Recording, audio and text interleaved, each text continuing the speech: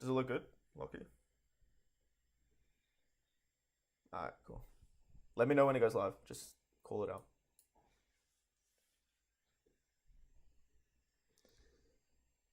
Okay. Hey everyone, sorry for starting a little late. Today we will be doing part 1 of the 1081 Discrete Math Revision Seminar. And today it'll be myself, Michael, Christian, and Will. And in part 1 of the seminar, we'll be covering sets and functions, logic and proofs, and graphs. So just the odd numbered topics. So let's get straight into it. Let's get straight into sets and functions, where we'll start with power sets. Okay, so suppose that A is the set x squared plus 1, where x is an integer between negative n and n inclusive, and B is the set 4, 5, 6, 7, 8. And we're given that n is greater than 2. Now, for the sake of this question, we're just going to assume n is an integer, but it actually doesn't matter. Okay, so find the following, and it's essentially just the cardinality of power sets or the subtraction of two power sets. So let's talk about power sets.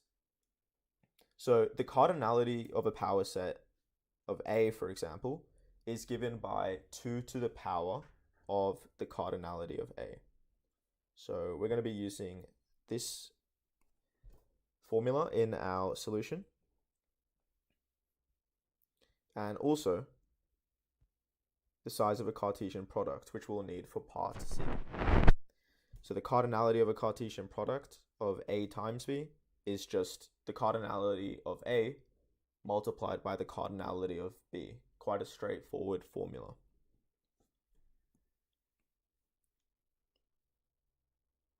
Okay, now let's actually start doing the questions. So in part A, we need to find the cardinality of the power set of B minus A.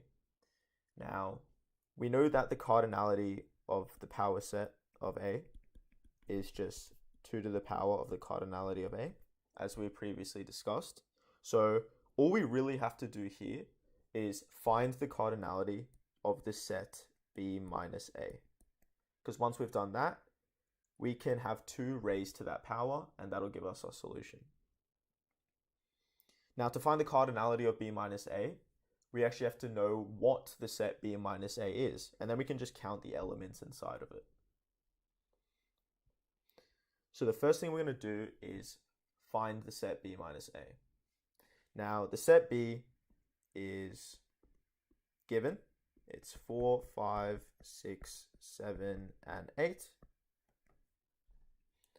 The set A is a little more tricky, but we can see that x is between negative n and n inclusive, where n is greater than 2. So in the smallest case, or in the most extreme case, I guess, we know that x definitely can take any value between negative 2 and 2 inclusive. We know this for certain because n is greater than 2.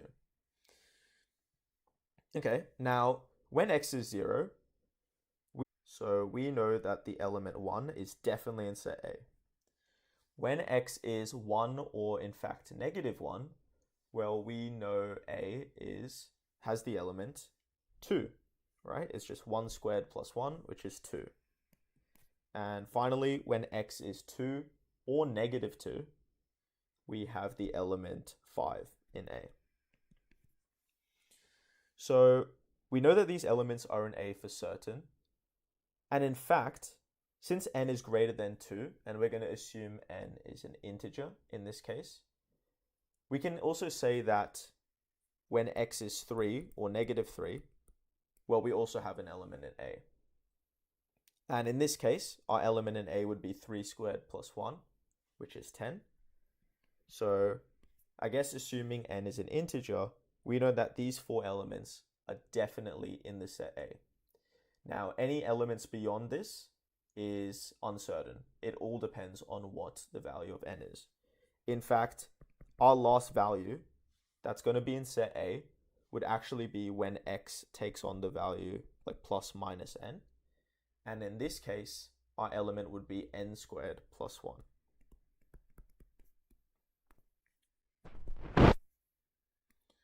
So that's our set A. And to find the set B minus A, all we have to do is find the elements in A that are also in B, and I guess remove them from set B. And clearly, it actually doesn't matter what our value of n is, because the only element in A that's also in B is the element 5.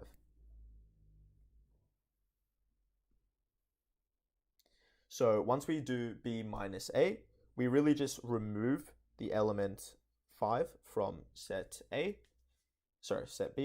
and we're just left with 4, 6, 7, 8.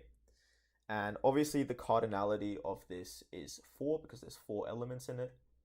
And so we get the cardinality of the power set of B minus A is just 2 to the power of 4, which is 16.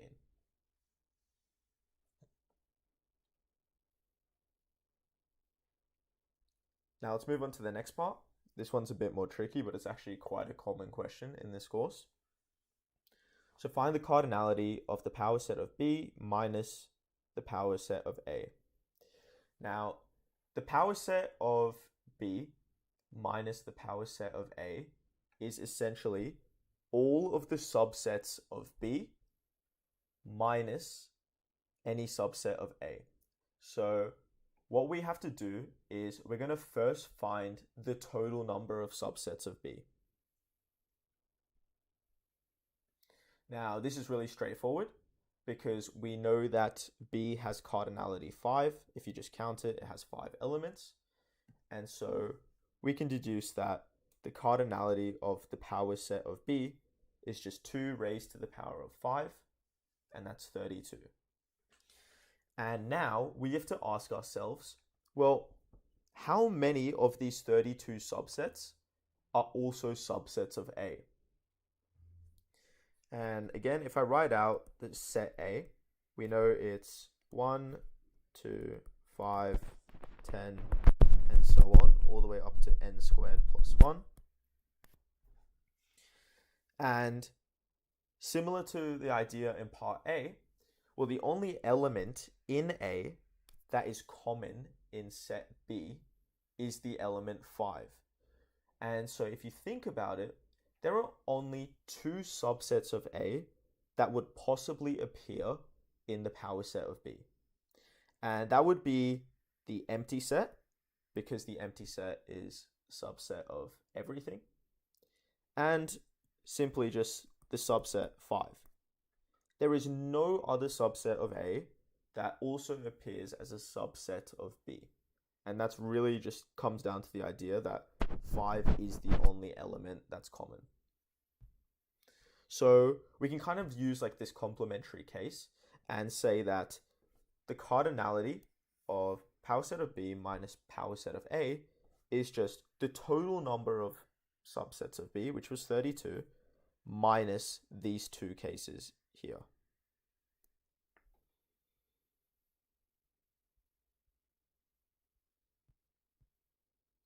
And so we're left with the answer 30.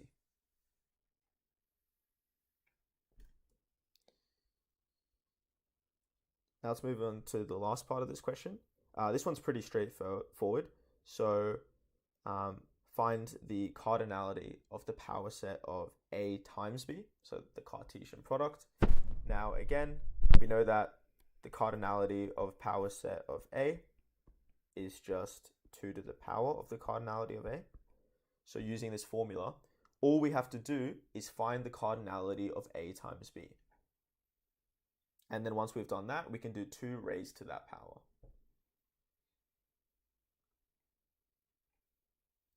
Now, the cardinality of A times B, well, using the formula we previously discussed, it's equal to the cardinality of A times the cardinality of B.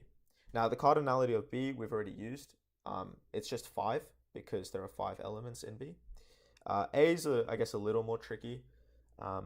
What you have to realize is that when x is 0, we get a unique value for A. When x is not just 1, but plus minus 1, we get a unique value of A. And that's because like x squared plus 1 is even, so whether we sub in a negative or positive value of x doesn't matter.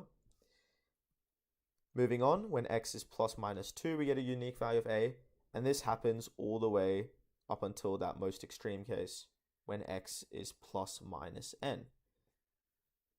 And if you count how many occurrences of like unique elements we have, well, it's just n plus 1.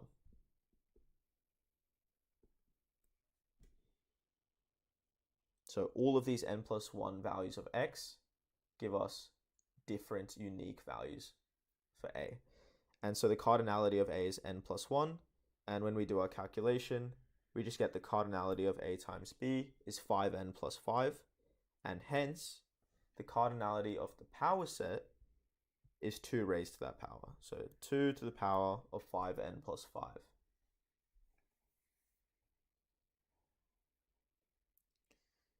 Next, let's move on to laws of set algebra or laws of inference question.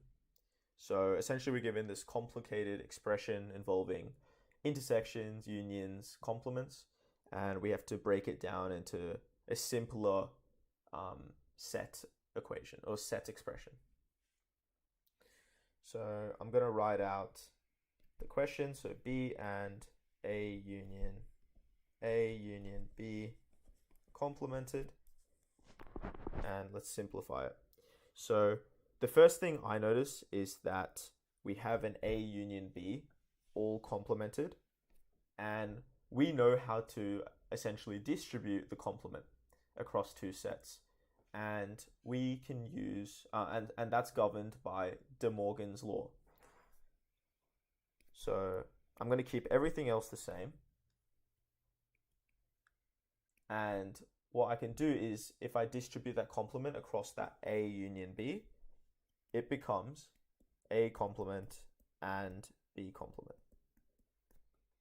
And obviously, if it's like a written question, you actually have to specify which law you used. And we just used De Morgan's law. Next, I have A union with a pair of sets, and I can use the distributive law to essentially like distribute that union. So the B intersection stays the same, and now when I distribute that next union, it becomes A union AC and A union BC. And that was the distributive law.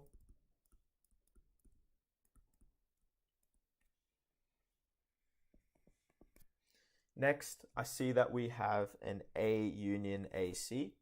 So A union with its complement. Now, if we have a set union with its complement, well, that would just cover the universal set. That would cover every single element in the universe, I guess. So we can replace that expression with just a U. Sorry, I should probably write it like this. A U for the universal set. And everything else stays the same. And there is really no name for like what law we use there, but it's often convenient to just write union with complement.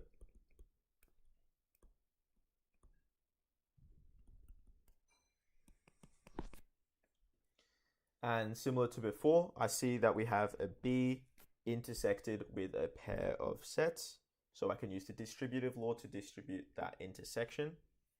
I get B and oh, sorry, I can actually do something nicer. So what I can do is I see that I have the universal set. Oh, sorry, my bad. I haven't. Yeah, sorry. I can see that I have the universal set intersected with a pair of sets. Now, if you have the universal set intersected with anything, you're just left with like that anything, right?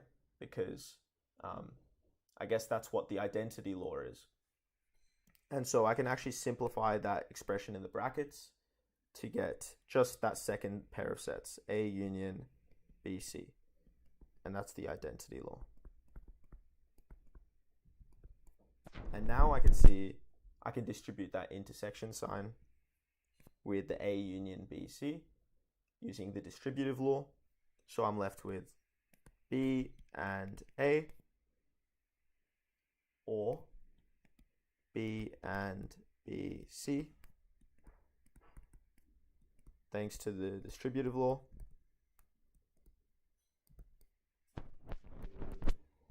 And now I have a B and BC. So essentially a set intersected with its complement.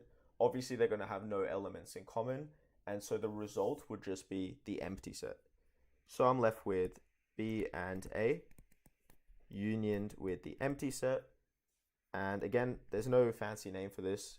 So it's just convenient to write intersection with complement.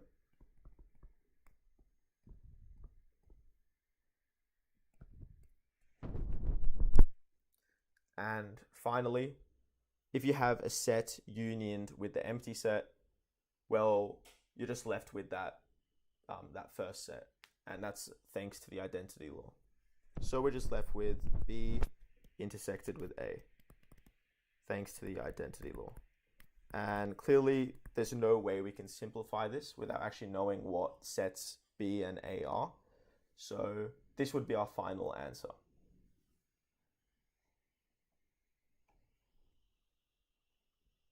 And here's it nicely written out. Now let's move on to the next question. So we're going to start talking about like injective, surjective, and bijective functions. Now the first question is, if x and y are sets with the magnitude of x being k and the magnitude of y being n, how many injective functions are there from x to y? And the second question is, if the cardinality of x is n and the cardinality of y is 2, how many surjective functions are there from x? So now let's actually start solving the question.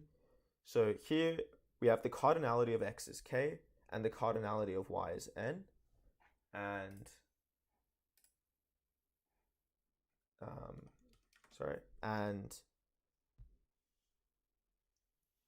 okay, and yeah, for the sake of this question, we're just going to assume that the cardinality, so we're going to assume that k is less than n. So I'm actually going to kind of like illustrate these sets. So set x has k elements. So I can kind of label the elements as x1, x2, all the way up to xk. And for set y, it has n elements. So I'm going to label them y1, y2, all the way up to yn minus 1 and yn. And the question's asking us how many injective functions are there from x to y. So essentially, what we need to do is find how many functions there are such that every single one of these inputs, so x1, x2, all the way up to xk, maps to a unique y value. Okay, so for example, x1 maps to y2, x2 maps to something, xk maps to like yn minus 1. Essentially, there can't be any overlap with what's being mapped. And I guess a nice way of thinking about this question is, well, how many outputs can x1 have? Well, x1 can take any of those n outputs. So there are n possible outputs x1 can map to. Okay, now that we've done that, let's think about x2. How many outputs can x2 map to? Well, for the function to be injective, x2 can map to any output besides the 1, otherwise there would be an overlap and our function would not be injective. So that leaves n minus 1 possible outputs that x2 can map to. And now similarly, x3 would have 1 less than that, so n minus 2 outputs to map to. And that's because it can't map to the one mapped by x1 or the one mapped by x2. And hopefully you can see that this kind of like process continues all the way up until we get to our last element, which is xk. And how many elements would xk have that it can map to? And that would be equal to n minus k plus 1. And that's because k minus 1 possible outputs it itself could map to, which we can just write as n minus k plus 1. And so this product is our final answer.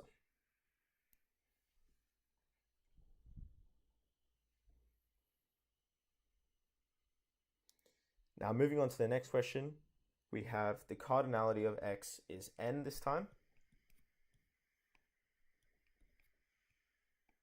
And so I can illustrate that by doing like x1, x2, all the way up to xn. But y only has a cardinality of 2. So I can just say y has y1 and y2. And the question asks, how many surjective functions are there from x to y? Now, for the function to be surjective, both of the y values must be used in this function. They must be getting mapped to. Okay? Now, we're going to be using the complement here. We're going to think of it like, well, first of all, what's the total number of functions we can make? And we're going to find that value. So I'll write total functions. And then we're going to calculate, well, how many of these are non-surjective? So we're going to calculate the non-surjective functions.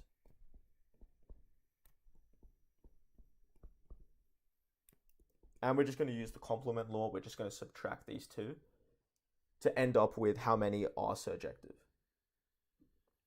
Now the total functions is pretty straightforward. We're going to be using like our process we did in part A, where we essentially just two possible outputs it can map to. So I'm going to write that here, times. Now let's consider x2. Well, again, it has two possible outputs it can map to. And so it should be pretty clear that it's being multiplied by each other. And thus the total number of functions we can make from these two sets from x to y is 2 to the n. Now let's think about how many of these are non-surjective. Well, in order for these functions to be non-surjective, only one of y1 or y2 must be mapped to. Because if they're both mapped to, well, then we have a surjective function. So the only two cases are when all of the inputs, so x1 all the way to xn, map to y1, or the other case when all of the x's map to y2.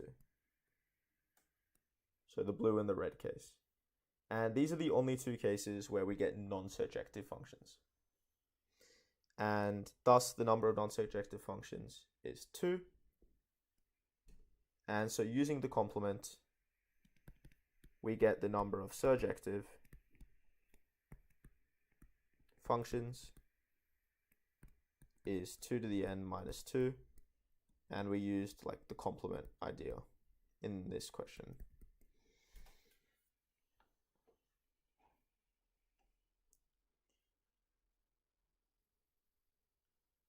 So we'll move on to inverse functions.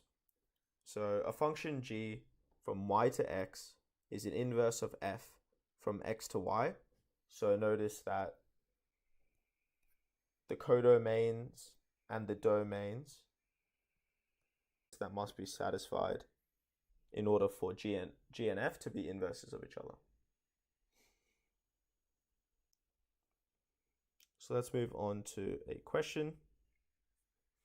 So let F be the function from 1 to infinity, from 1 to infinity to R, which is the set of real numbers, and G be a function from real numbers to real numbers. Be defined by f of x is ln of e times x, and g of y is e to the y minus 1. Now part A asks us to write down the domain and the codomain of g of f. What we can see here is that f takes in a number from 1 to infinity and converts it to a real number. So essentially, f kind of spits out a real number. And what g does is it actually takes in a real number and then spits out a real number. So I guess since the codomain of f is a subset of the domain of g, so essentially domain of g is codomain of f,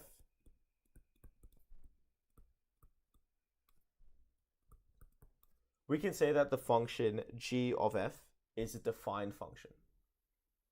And in particular, we can say that the domain is just the domain of f, which is 1 to infinity, and the codomain is just what's the last value that's being spat out, and that's just a real number.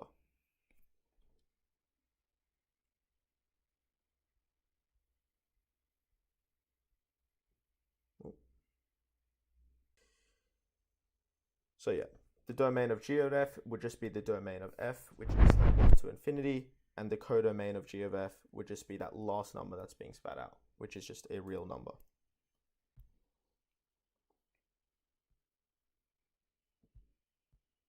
Now part B asks us to prove that g of f is the identity map on 1 to infinity. Now, we know that g of f is a defined function. We've already discussed that in part A. So I guess all we have to do is just calculate if g of f of x is x, the identity function. So g of f x, you can write it out, I guess, in a more familiar way by just writing g of f of x. And this is equal to g of, well, what's f of x? F of x is ln of e times x, which we can write as g of ln x plus 1 using log laws, because we can break up ln e times x as ln x plus ln e using log laws, and well, ln e is just 1. So now we have to chuck the ln x plus 1 into g, and we get e to the power of ln x plus 1 minus 1, which is just e to the ln x, and e to the power of ln x is of course just x. So we've shown that g of f is the identity map on the domain 1 to infinity.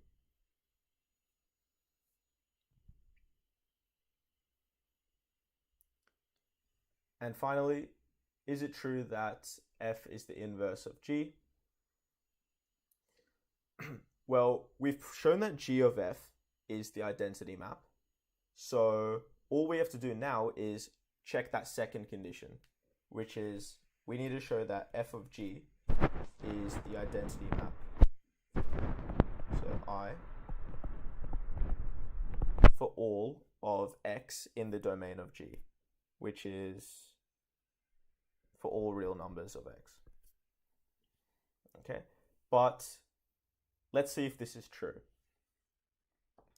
Now, f of g, f of g, which we can write out as f of g of x. Essentially, what it does is we get some value for g of x and we chuck it into f. Now, if we just look at our function for g, it's equal to e to the power of y minus 1. So g of y is e to the y minus 1. And if you sketch out this function, so if you sketch out like e to the x minus 1, you can see that the range is any number from 0. However, we know from the domain of f that f can only take in values from 1 to infinity. So we're going to ask ourselves, but what happens when like g of x is equal to a half? Because we know from the function of g that this is a possibility. Like g can produce a value that's equal to a half. Well, then this kind of like screws up our whole f of g, because we cannot sub in a half into f of x because it does not lie in the domain. So a half is not in the domain. And so what we have just shown is that f of g is an undefined function. And so it obviously, and therefore f cannot be the inverse of g. Like if it's an undefined function, it's impossible for the two functions to be in inverses of each other.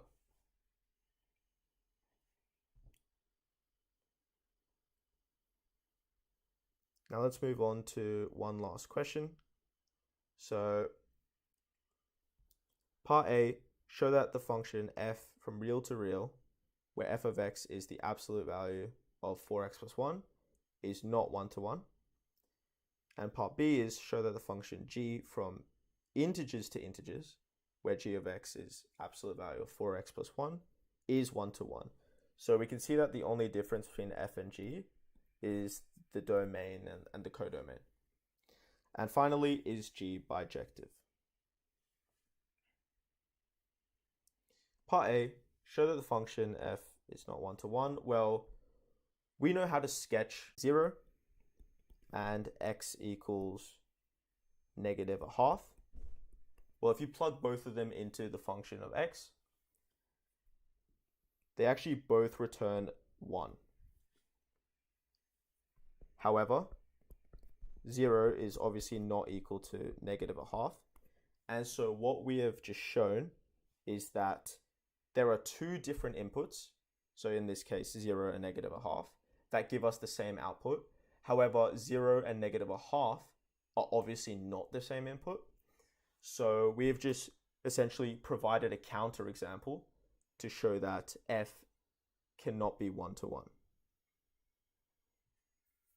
And you could have done this with any y value. Like you could have done y equals like 60, for example, and shown that there are two inputs that give f of x is 60. So there are essentially infinite counterexamples you could have given here. Now part B, show that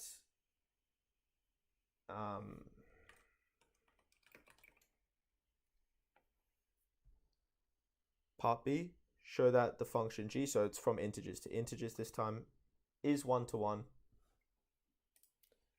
Well, what we can do here is essentially suppose that the outputs are equal. So suppose we have g of x equals g of y for some integers x and y.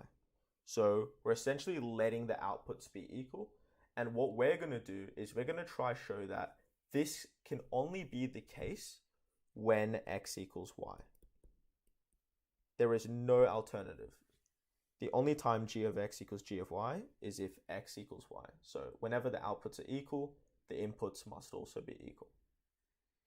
So we get the equation absolute value of 4x plus 1 equals absolute value of 4y plus 1. And there are two cases here. The first case is when, I guess, the inputs of the absolute value are identical, because obviously the left-hand side would equal the right-hand side in that case. The alternative case is when the two inputs in the absolute value are opposites of each other. So 4x plus 1 is equal to negative of 4y plus 1. So those are the two alternatives. Those are the two cases. So we're first going to solve the case 1 when the two inputs were equal. Well, this is pretty straightforward. If we simplify that equation, we just get x equals y. And this is exactly what we want, right? We've let the two outputs be equal, and we're showing that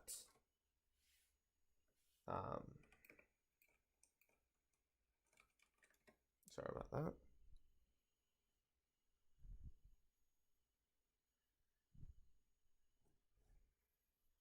We're showing that the inputs must also be equal. Now let's look at our second case. So that's when they were opposites of each other.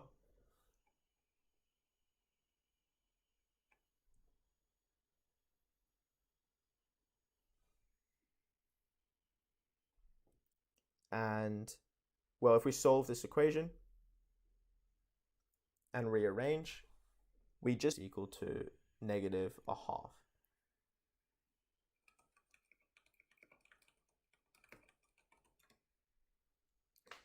However, we defined x and y to be integers, right? Because they were inputs of g. We have x and y are both integers, and well, the sum of two integers obviously returns an integer. And I guess the formal reason for that is because the addition operation. And the addition operation is closed under the set of integers. So whenever we sum two integers, it makes sense that we just get an integer. -1/2 is obviously not an integer.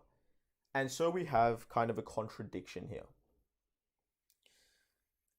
So why is there a contradiction? Well, a contradiction is telling us that this case is actually impossible when the inputs are integers. We can't possibly get two integers summing to a fraction -1/2. And so case 2 can actually never occur, which is good for us because, well, if case 2 can never occur, that means case 1 must always be true.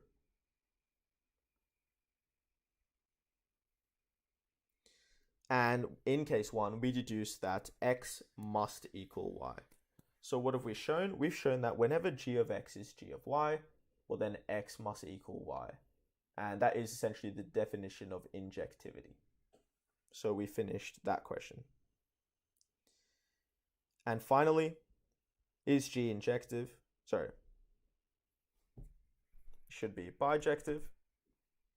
Well, let's quickly talk about what a bijective function is. A bijective function is essentially one that is both injective and surjective. Now, we've just said, or we've just proven that g is injective. So I guess all we have to do now is check, is g surjective? And, well, if it's surjective, that means all of the codomain must be used up. So g was a function from integers to integers. And so in order for it to be surjective, all of these integers, so all of the integers must be used by g. However, g of x is equal to absolute value of 4x plus 1. And we know that the absolute value function cannot return a negative value, for example. And so that means like the value -1, for example, is not being mapped to by g of x.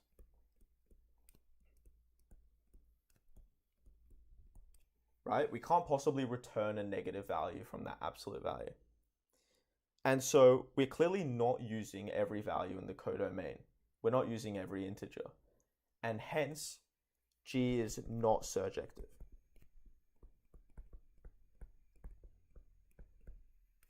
And thus, g cannot be bijective.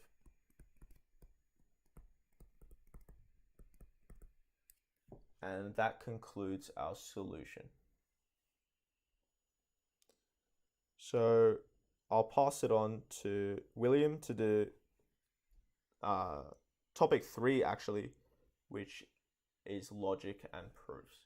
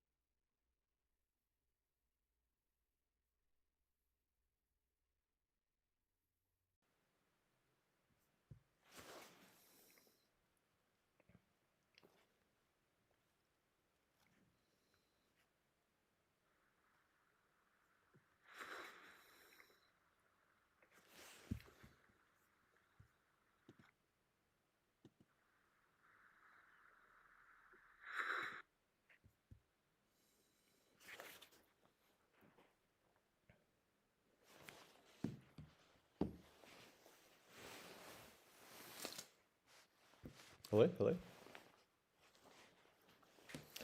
Okay, thank you, Michael, for the presentation on sets and functions. Now we'll be moving on to the logics and proofs. So we'll just look through some past paper questions and hopefully you guys can follow along. So consider the following argument. Either Warwick or Xavier will pass, but not both. Zoe will pass if Yusuf pass. Yusuf will fail if Xavier will fail. It is certain that Xavier will pass because they are top of the class. Based on the following information, what is certain about the student's grade? Well, looking at question 4, I think there's an issue with my stream. Just give me one moment.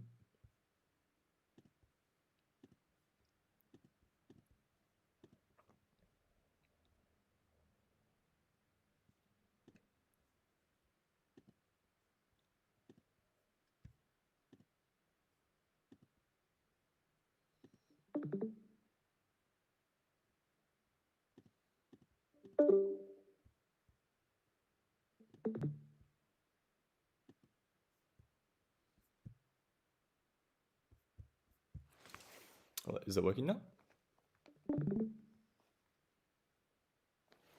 Okay, so we have the question.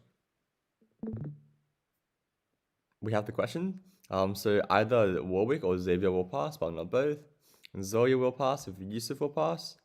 Yusuf will fail, or Xavier will fail. It is certain that Xavier will pass because of the top of the class. And based on this information, what is certain about the student's grades? Now, looking at this, and just based off the fourth condition, we'll know for sure that Xavier will pass because it pretty much says so. So we have Xavier will pass like that. And then working our way backwards, looking at the third, we either have Xavier will fail or Yusuf will fail. Now in this case, since Xavier is passing, Yusuf will be failing because we have either one or the other. So Yusuf will fail. And then working our way back to condition 1, we see that we have either Warwick or Xavier will pass, but no both of them. But we know that Xavier, in this case, will be passing. So then we have that Warwick will fail. Now, all we have to do is assess the second condition. Either Zoe will pass if Yosef passes, Now we can draw up like a truth table for this to determine this, because it's not very intuitive as to whether Zoe will pass or not. So we have Z and we have Y and Z. So we have pass, pass, fail, fail, and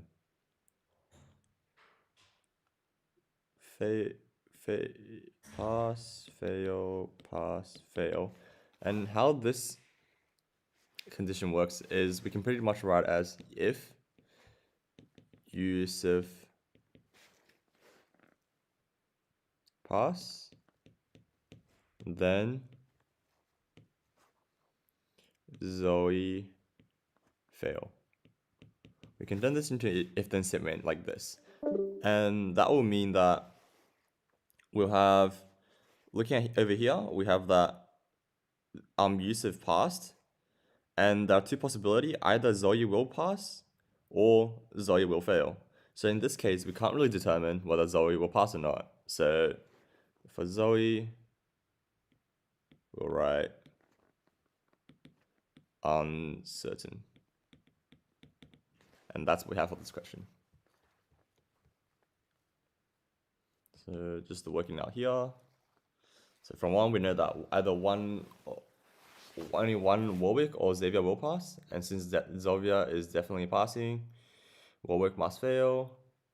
And then from 3, we know that at least one of the Joseph or Xavier will fail. Since Xavier definitely passes, Joseph must fail. And lastly, even if we know Yusuf fail, but however, we still can't determine whether Zoe will pass or not. Moving to the next question. And we want to construct a truth table for if both P and Q. We can read this as and, then Q, and then P. Again, this is pretty tricky. Just look at it by itself. So it's best if we draw up a truth table for it. So we have to follow in two conditions. We have P, we have Q, we have P and Q, and then we have P, then Q. And then we have, I'll register as B, A and B, so to avoid writing any further. So then we have this.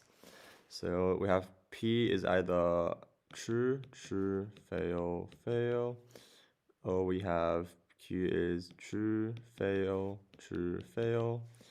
So for P and Q, this is only true if both P and Q are true. So you see that only the first row, both P and Q are true. True, which means all those must be false. And then we have P then Q. So P then Q, if P is true, then Q is definitely true. If P is false, then Q can't be false. So this is false. If P is false, then Q could also be true. If Q is false, if P is false, then Q can also be false. And next we want to work an if-then condition between those two conditions. So if A is true, then B is true. That's true. If A is false, then B is false. This could also be true. If A is false and B is true, this is also true. And if A is false and B is true again for the last row, this is also true. So here we have a tautology, which means that no matter what the outcome, the condition is always true. And just to go over the rest of the definitions, a contradiction is no matter the outcome, no matter the condition, the outcome is always false. And a contingency is it just means neither a tautology or a contradiction. It means that no matter the outcome, the statement could be either true or false. Depend on the condition. the statement could be either false or true or false. So we see that this is all true. This means we have a tautology. Next up, we have, suppose we have a completed truth table for n propositions, P1, P2, Pn. How many of the 2n lines of the truth table for P, if P1, then Qn, Pn is true? To do this question, I think it's best if we break it down to this to the very base case of P1 and P2. So we'll drop a truth table for P1 and P2. So we have true, true, false, false, true, false, true, false, and this is P1 and Q2, and we see that we have true, false, true, true. Okay, so we can break this into two cases. We can break it into the case where P1 is true, and we see that half of the time that is true. And when P1 is true, it means that half of the time P1, P2 could either be true or false, and depends on those. We can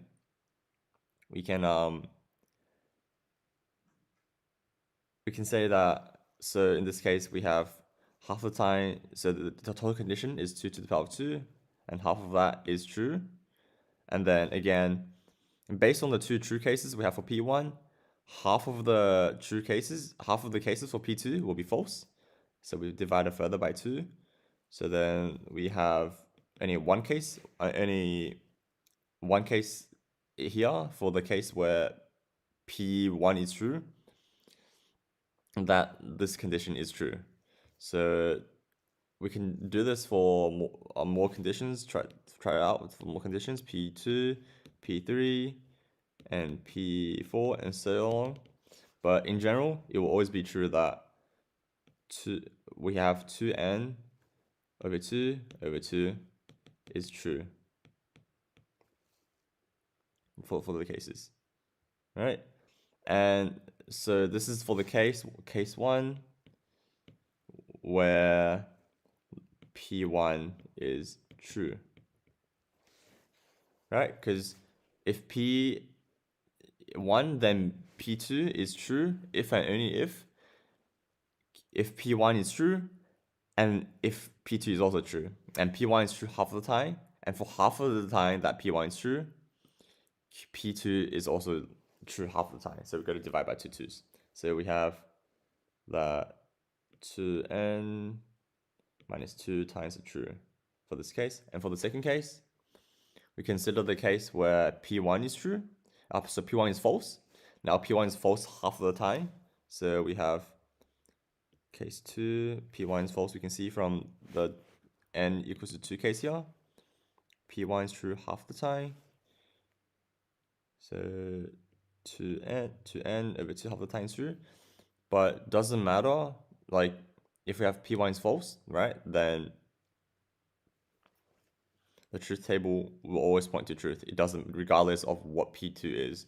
So for case 2, we have that this is true for 2n over 2 times, so equals to 2n minus 1 times.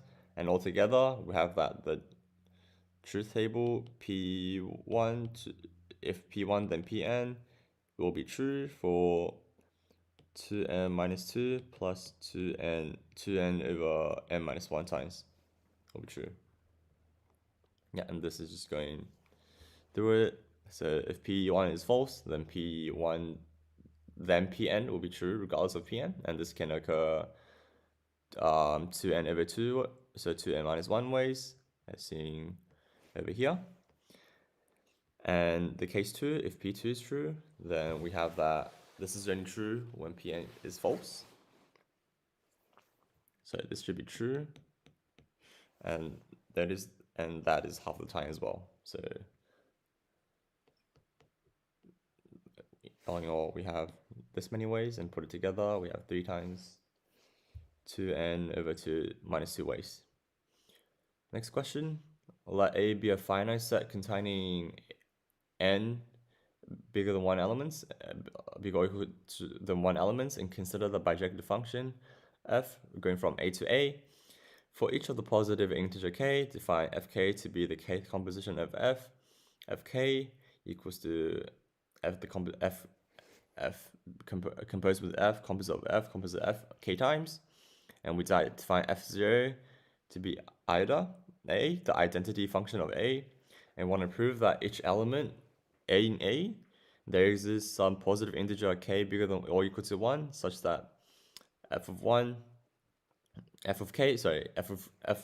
to the power of k of a equals to a. Again, we could use a similar trick that we did before. We could break this down into a simpler case where f only has 1 or 2 elements. I guess before we do that, we'll go to some definitions just to refresh you guys. So a bijective function, bijective function is the one that maps onto and 1 to 1. So as Michael has gone through earlier, so a bijection is both an injection and a subjection. Injection just means that for every input we have here, there will always be there is only one output in our codomain. And subjection means that for every output we have here, we can find an input in our domain. And since we're mapping from the map to itself, this naturally will be a bijection.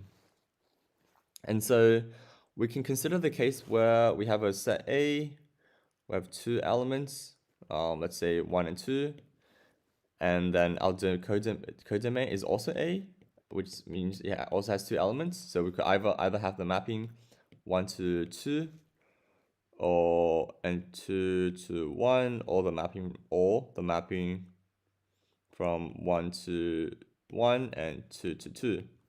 Now in this case, so we have in the very first case, we have f of 1 equals to 2 and f of 2 equals to 1. And so if we apply this again, so we have f of 1, we have f of 2 equals to 1. And similarly, we have f of 2 equals to 1, f of 1 equals to 2. So we have this condition that we want here, but this doesn't prove it for the general case. This just gives us like an idea on how to prove this. One way we might go about proving this is doing it by the pigeonhole principle. So the pigeonhole principle is that, I think we guys will go through it later. If we have n plus 1 elements, and we have n holes, then one of the holes must have 2 elements, because we have more subjects than more slots that we can fit in. So let's suppose we have a set, the set of A, have finite amount of we find the order of A, which is n, because A is finite. They want to consider the set of A, f of A, f of squared A, all the way to f of n squared A, L to the power of n A, which has n plus 1 element, because we have n elements here and 1 element here. But since A is up to the order of n, this means that we must have 1 duplicate elements. That is, by pigeonhole principles, we must have at least 2 elements mapped to the same element. That is, we have for I and j bigger than 0, less than n, we have that f of I j equals to f to ji. Since f is a bijection and composition of bijection are also bijections, then we have f of I is also a bijective and hence invertible, and the rest just follows. So we have f of I equals to f of ja, and we apply the inverse of f of I on both sides.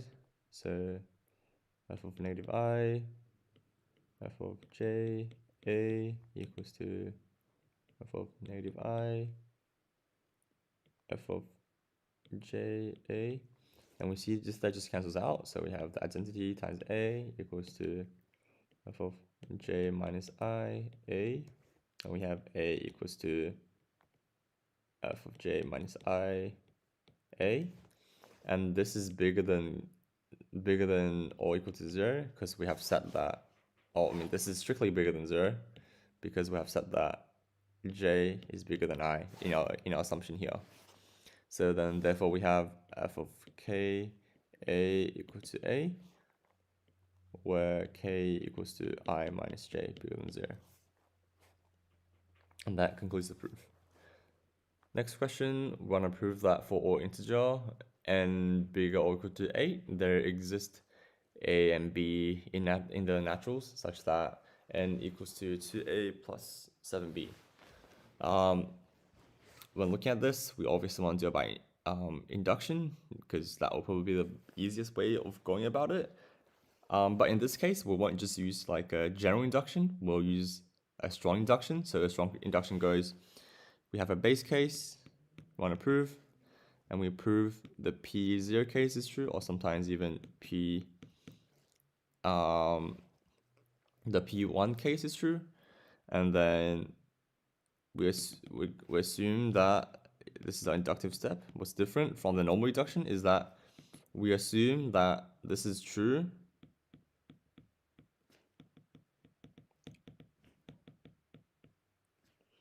for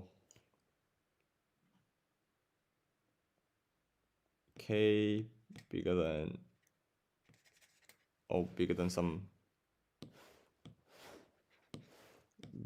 some integer such that all the cases up to pk are also true. So what is nice about this is that we get to freely use the pk minus 1 case, the pk minus 2 case, all the way down to the very base case, because we assumed all these are true. And this will help us to prove this question. So to begin with, we want to prove the base cases. And that is, we want to prove that P0 and P1 is true. So the base case here, we want to prove P8 is true because we start from A, and P9 is true. So for P8, so to prove that P8 is true, we have 8 equals to 2 times 4 plus 7 times 0, where both 4 and 0 in the naturals, and P9 is, we have 2 times 1 plus 7 times 1, and we're both 1 and 1 in the naturals, so P9 is also true. So this will be our base case. Next, we have our inductive step, where we assume that it's true for all integers k up to pk.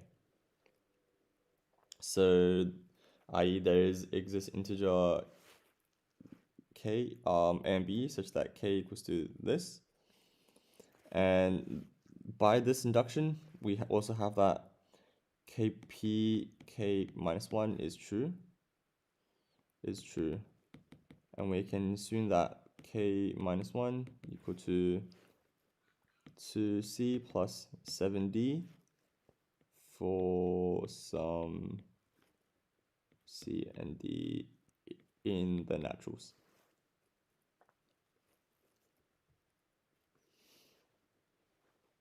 Now all we have left to do is to prove true for the pk plus 1 case.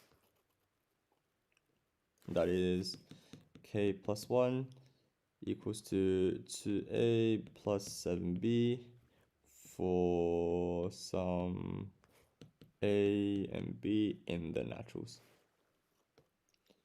Okay. And so from this part, you can see that you might work going from this k minus 1 to k plus 2, because it's not very obvious that if you took this one, the k case, and we did a k plus 1 equals to 2c plus 7d plus 1, because like there is really no way we can factor this into either 7 or d, so we can't really show that 7 and d are both integers.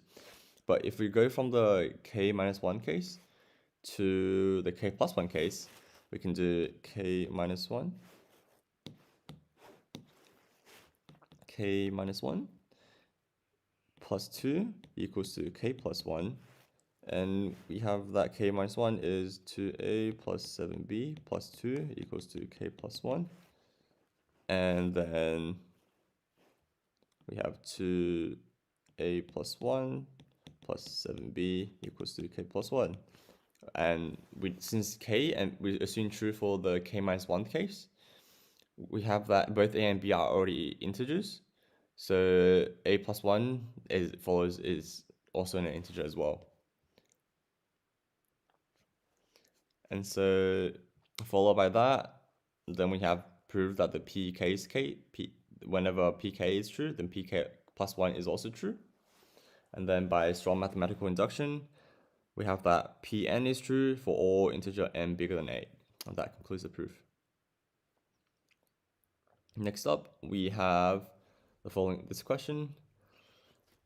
At Gardner University, there are 41 students who study exactly 5 subjects, and we want to prove that one or more of the following must be true. There are at least 3 art students.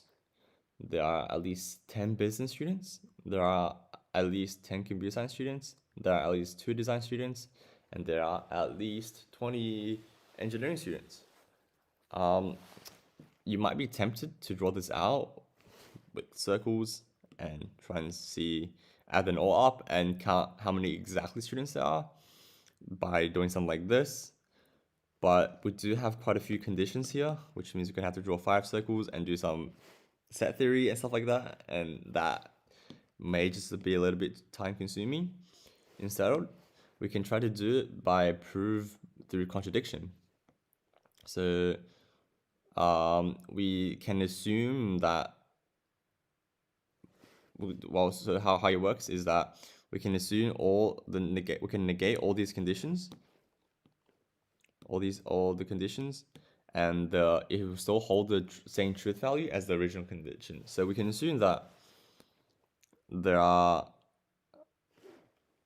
so negating this is there are at most 3 art students, at most 10 business students, at most 10 computer science students, and at most 2 design students, and at most 20 students.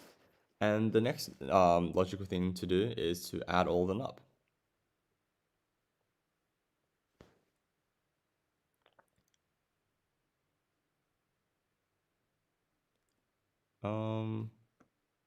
So then we have 20 plus 20 plus 10 plus 2 plus 3 equals to 45, which is somehow bigger than the amount of students we have.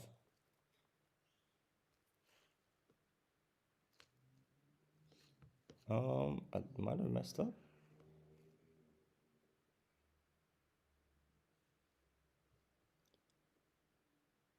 At least, sorry, okay, let me just think this through. At most 3 art students.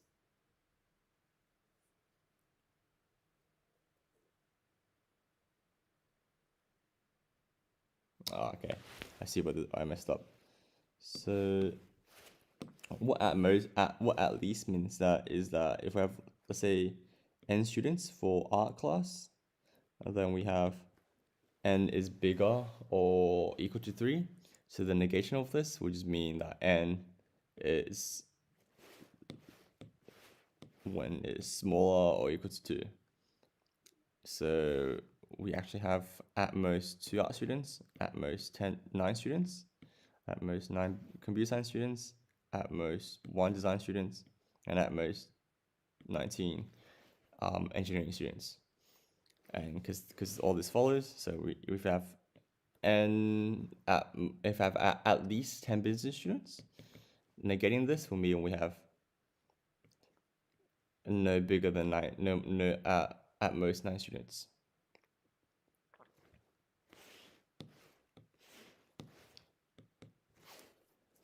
So we have that 2 plus 9 plus 9 plus 1 plus 19, and this will give us 40 students, but we have 41 students, so therefore we have a contradiction.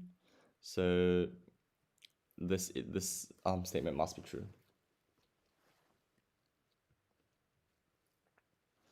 So our assumption was wrong, so there are at least one of the statements must be true. Next up, we have a recurrence relation question. So we're assuming Capia has a limited number of fancy tiles, each made up of 3 unit squares, and it needs to compute the amount of ways to tile an n's grid in order to slay. Some tiles are straight 3 times 1 tiles, like these ones, which comes in 5 different colors. And then we have L-shaped tiles, which comes in 3 different colors. 3 different colors.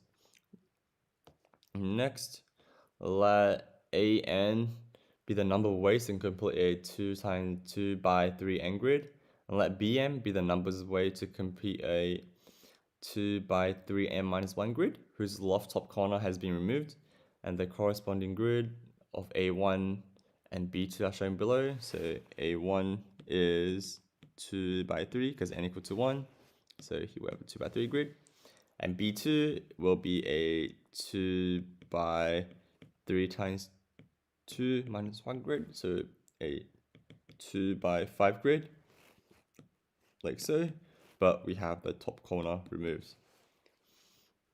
Now, 2 distinct grid tiling are considered different if they are rotations or reflections of each other. For example, the below, even though they are both tiled with the L-shaped, they are distinct tilings, because we can see that this one is a rotation of this one, so that makes them distinct. Next up, we have the questions. So we want to find the following initial values of a0, a1, and b1, and want to find the recurrence relation that relate the 2 sequences, an and bn, and want to find the recurrence relation that relate terms only in the sequence of an, and you want to find the closed formula for an. So we'll begin by finding the initial values for a0, a1, and b1. So recall that they come in 5 different colors for the straight tiles, and 3 different colors for the L-shaped tiles. So to find a0, we have 2 times 3, 0, which gives us a 0 grid, so we don't have a grid. So the only way of tiling it is just to not tile it at all. So we have a0 is 1, and to find a1, we have that is a 2 by 3 grid, and it looks like this. Now we could either tile this with the L-shaped tiles, which means you have to tile like this. So if we tile it with the L-shaped tiles, we can fit 2. If we tile it with the straight tiles, we can tile it with 2 of them, and each of them have 5 different colors. So we have 5 squared ways with the L-shaped tiles, so 25 ways tiling with the straight tiles. And if we decide to tile it with the L-shaped tiles, we can tile them like this.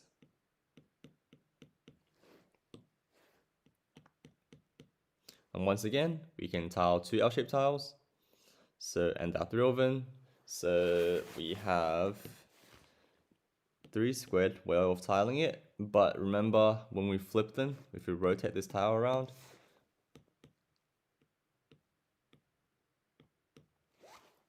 we have something like this.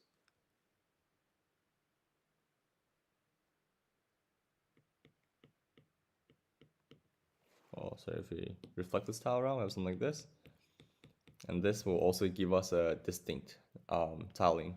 So all in all, we have 3 squared times 2 ways of tiling it. So that is 18 ways of tiling it. And we add those up together. So A1 has 43 ways of tiling it. Now we want to find a way of tiling B1.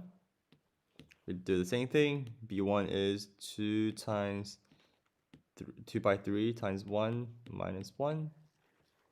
So we have a 2 by 2 grid, but remember the top left corner is removed, so we are left with an L-shaped grid, and the only way of tiling this is like so. And we only have 3 colors, so B1 equals to 3. All right.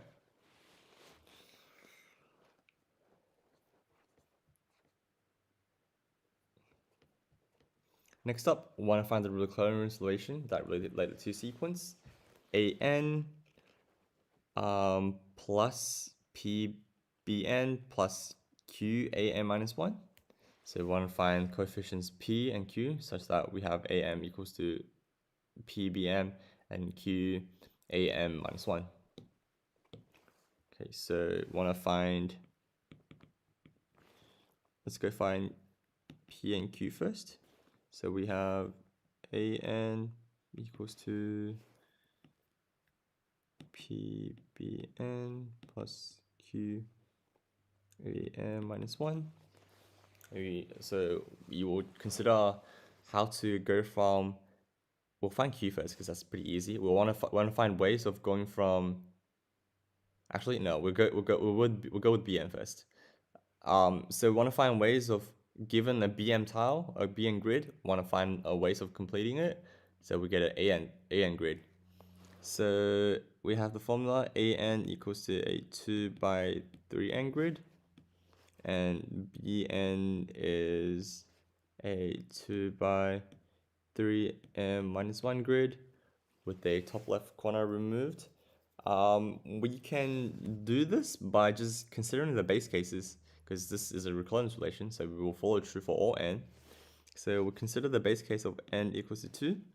So for a A2 grid, we have a 2 by 6 grid, looking something like this. 1, 2, 3, 4. 1, 2, 3, 4, 5, 6. Like so. Oh no, that's 5. Oh, I cannot count. Okay. And then a BN grid, we have a 2 n equals to 2, so 2 by 3 grid. The top left corner removed. So we have that BN looks like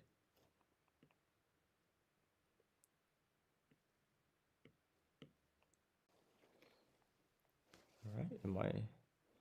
Am I missing something? Okay. 2. That doesn't look very right. Huh. Let me just check the formula for BN again. So BN is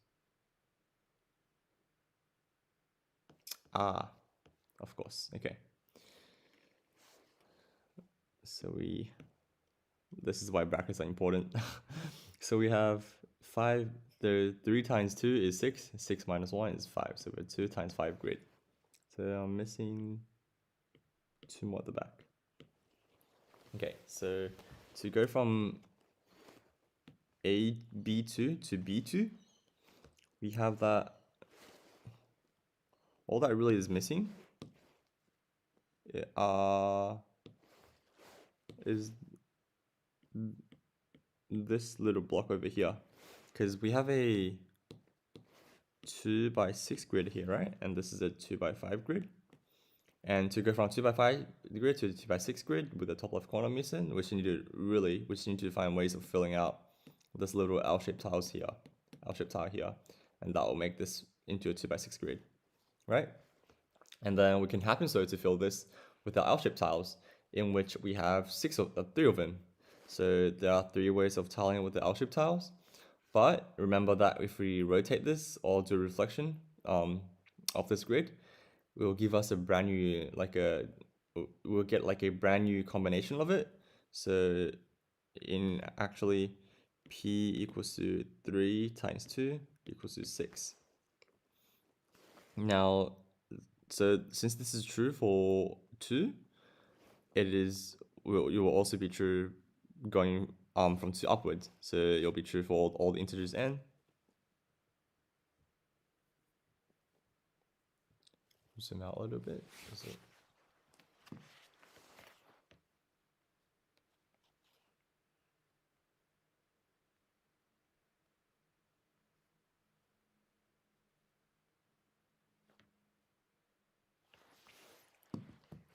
Next, we want to go find ways of going from an-1 to an an grid.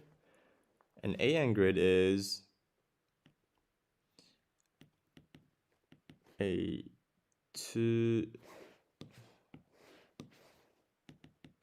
by 3 n-1 grid, and an an grid is a 2 by 3 n grid, and we see all that is missing to go from this. So from this is 3n minus 3. If we just added a 2 by 3 grid onto this, we'll get a an grid, right? So really, to go from an-1 to an, we have an equals to an-1 plus ways of tiling an an grid, a1 grid.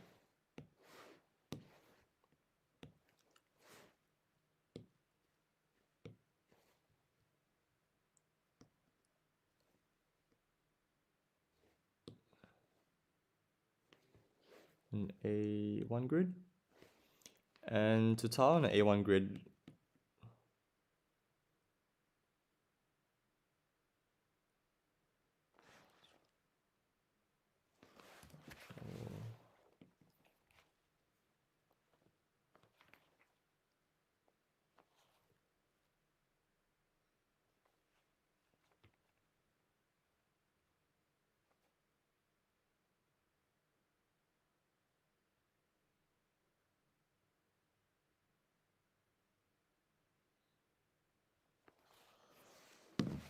okay, it appears there's a problem with my stream. Okay, let me just fix that really quickly.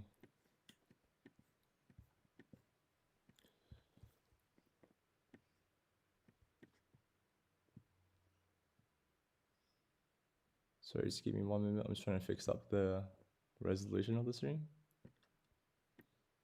Okay, this should be better. You guys should be able to see more of the screen now.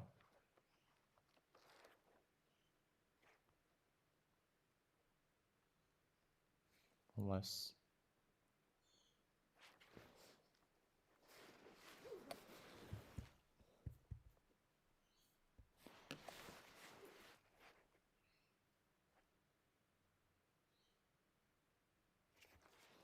Okay, that should be fixed up. All fixed up now. Sorry guys, sorry about that. Okay, so back to where we were. Going from a an to a an-1 to an an grid. We just need to add on a1 grid onto the an-1 grid.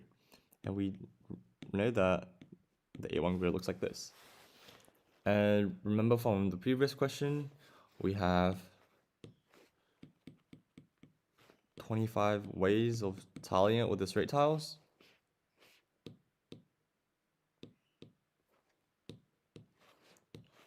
And we have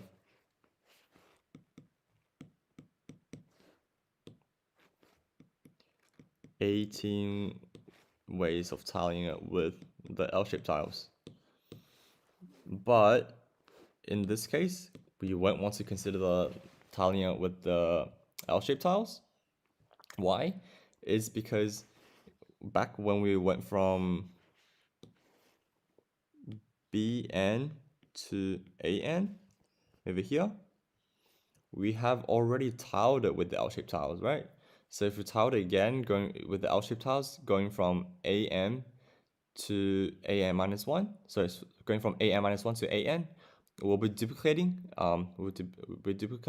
and tiling it more times than we need to.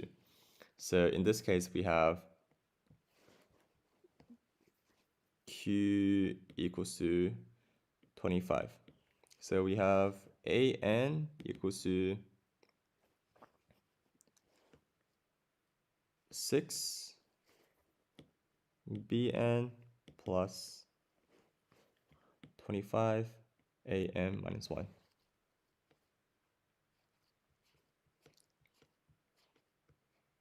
All right, next up, we want to find ways of tiling the Bm tiles, going from Am minus 1 and Bm minus 1. So again, we'll do the same thing. So Bn tile is A2 times by 3 times n minus 1, and An minus 1 is a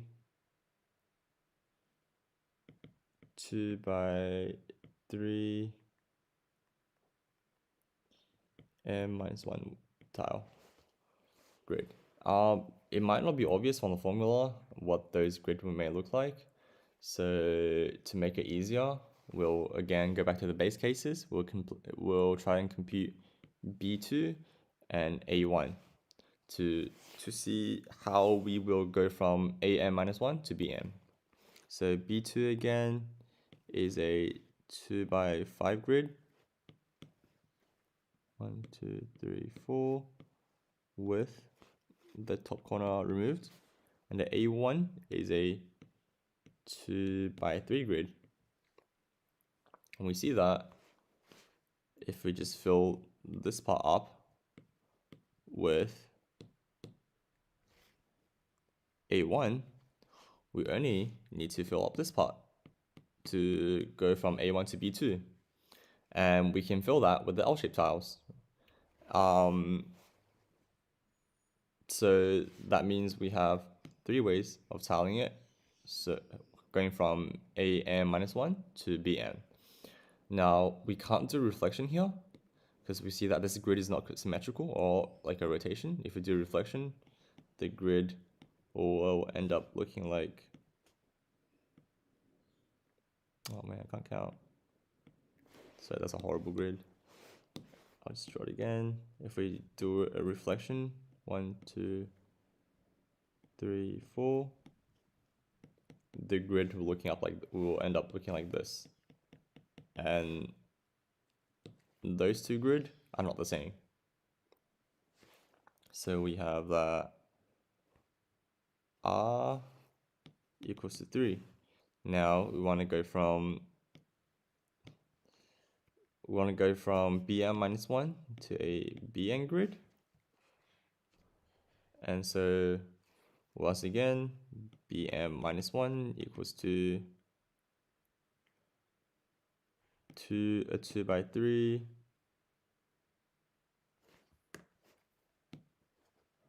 and times n minus 1 grid, and Bn equals to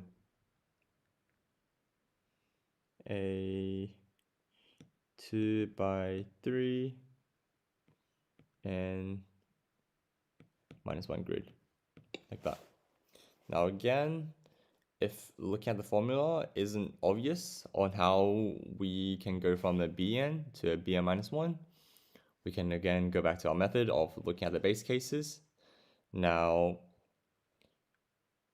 we have the base cases of, we can look at the base case of B2 and B1. Can you look at B1? I don't think we can look at B1. Hold on, let me just check what BN is again. So BN is 2 by 3n minus 1, okay. So no, we can look at B1. We'll look at B1 and B2. So, oops. So B2 is a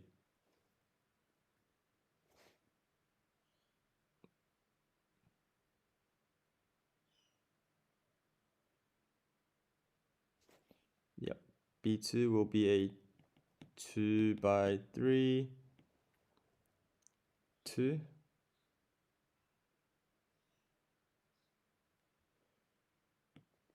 Minus 1 grid, and B1 will be a 2 by 3 minus 1 grid. So they'll look like this.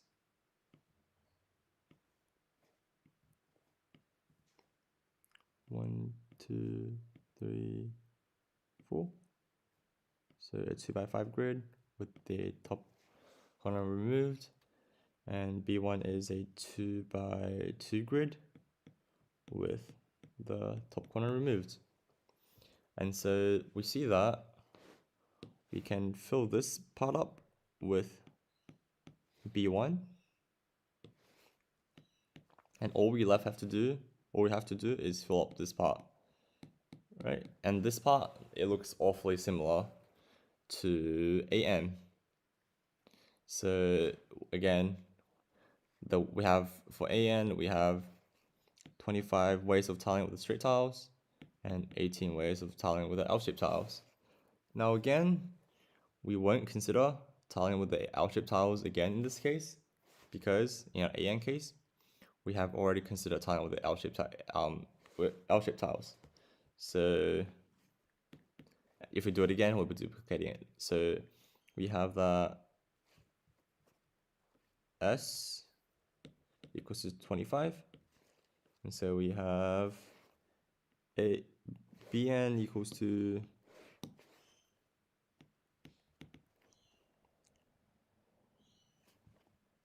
3am minus 1 plus 25 bm minus 1.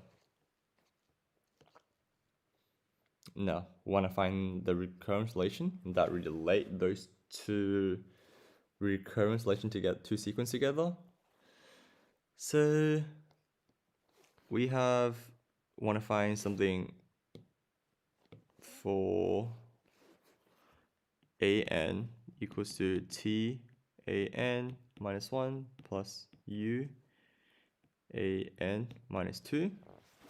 But right now, so we don't want the BM term, but right now, both of our recurrence relations sequences have terms in terms of BM. So let's just write them out first to find ways how we might get rid of them. Equals to AN equals to 6 BN plus 25 AM minus 1. BN equals to 3 AM minus 1 plus 25 BM minus 1. Okay. So I guess we should start with this one first, because this one has an AN term here. So we can write this as 6BN equals to AN minus 25 AM minus 1.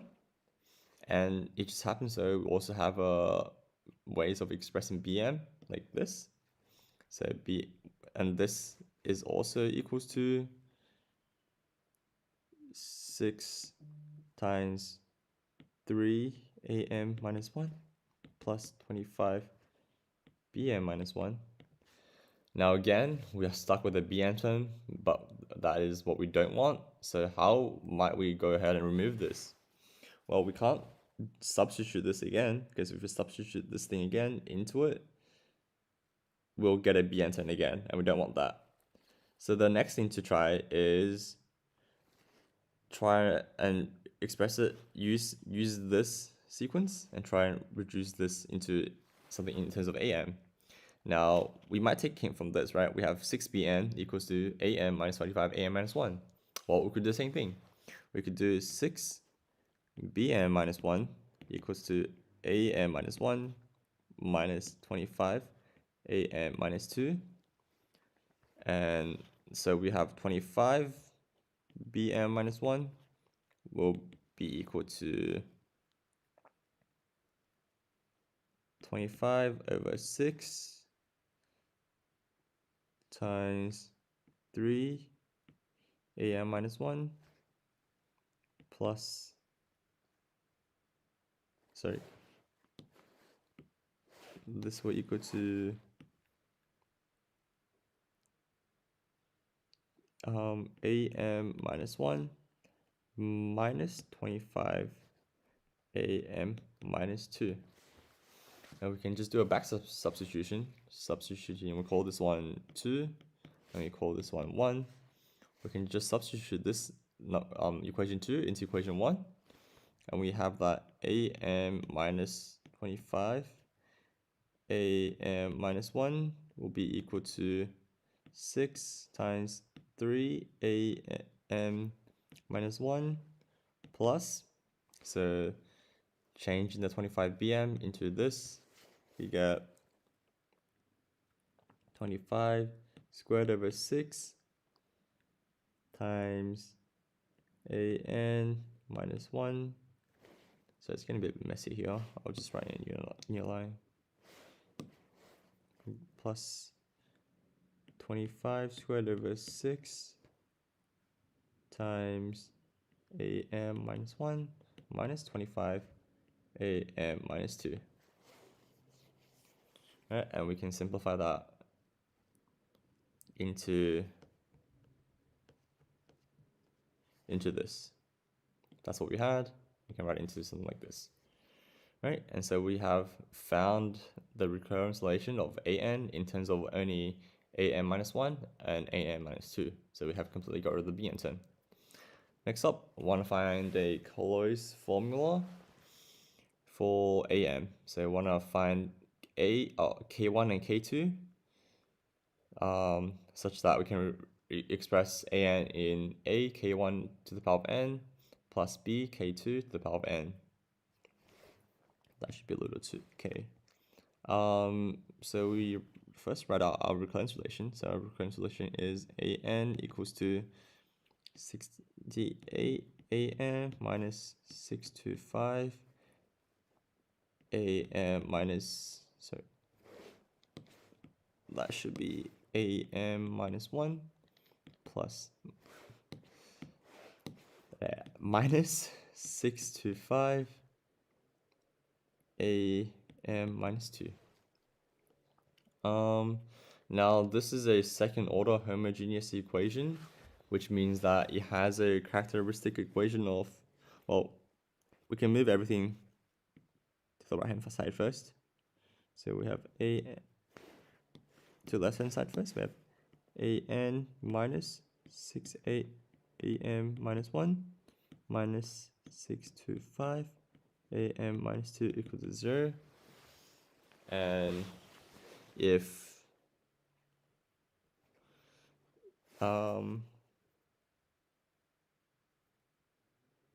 we let an equals to tn, like as in like a polynomial t with the power of n, we can write this into tn minus 68 tm minus 1 minus 625 tm minus 2 equal to 0. All right, and the next obvious thing to do is, what you're thinking, we have like t to the such high power of n, how are we going to solve this? Well, we can just divide both sides by tn minus 2. So dividing both sides by tn minus 2 leave us with t squared minus 68t minus 625 equal to 0. That should be 68. Well, in this case, I wrote it in terms of r, but you can use whatever coefficients you want, whatever whatever variable you want to use. So that is how we are going to write a second order homogeneous equation. Okay, that's how we find the characteristic.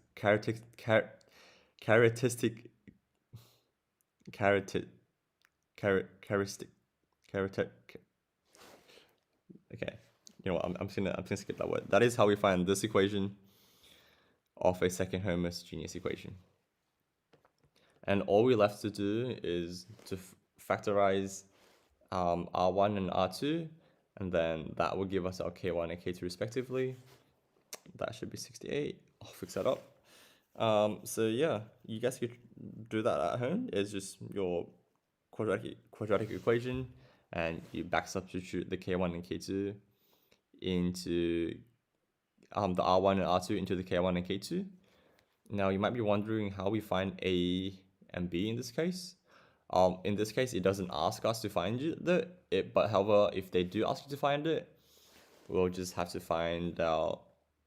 Let's say we'll just have to find the base cases. Say A1 equals to, what was it again? A1 equal to 42. Yeah, A1 equal to 43. And we need to find A3, and we find A2. So A2 equals to A1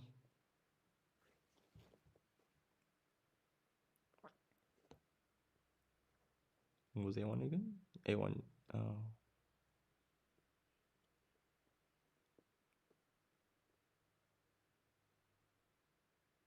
A1 equals to 68 A times A1, which is 41, minus 625 times A0, which I found is 1. So it will give us two values, and this will be equal to K1 plus K2. This will be equal to A, big A, K1 plus, okay, I'll write this somewhere else. Okay.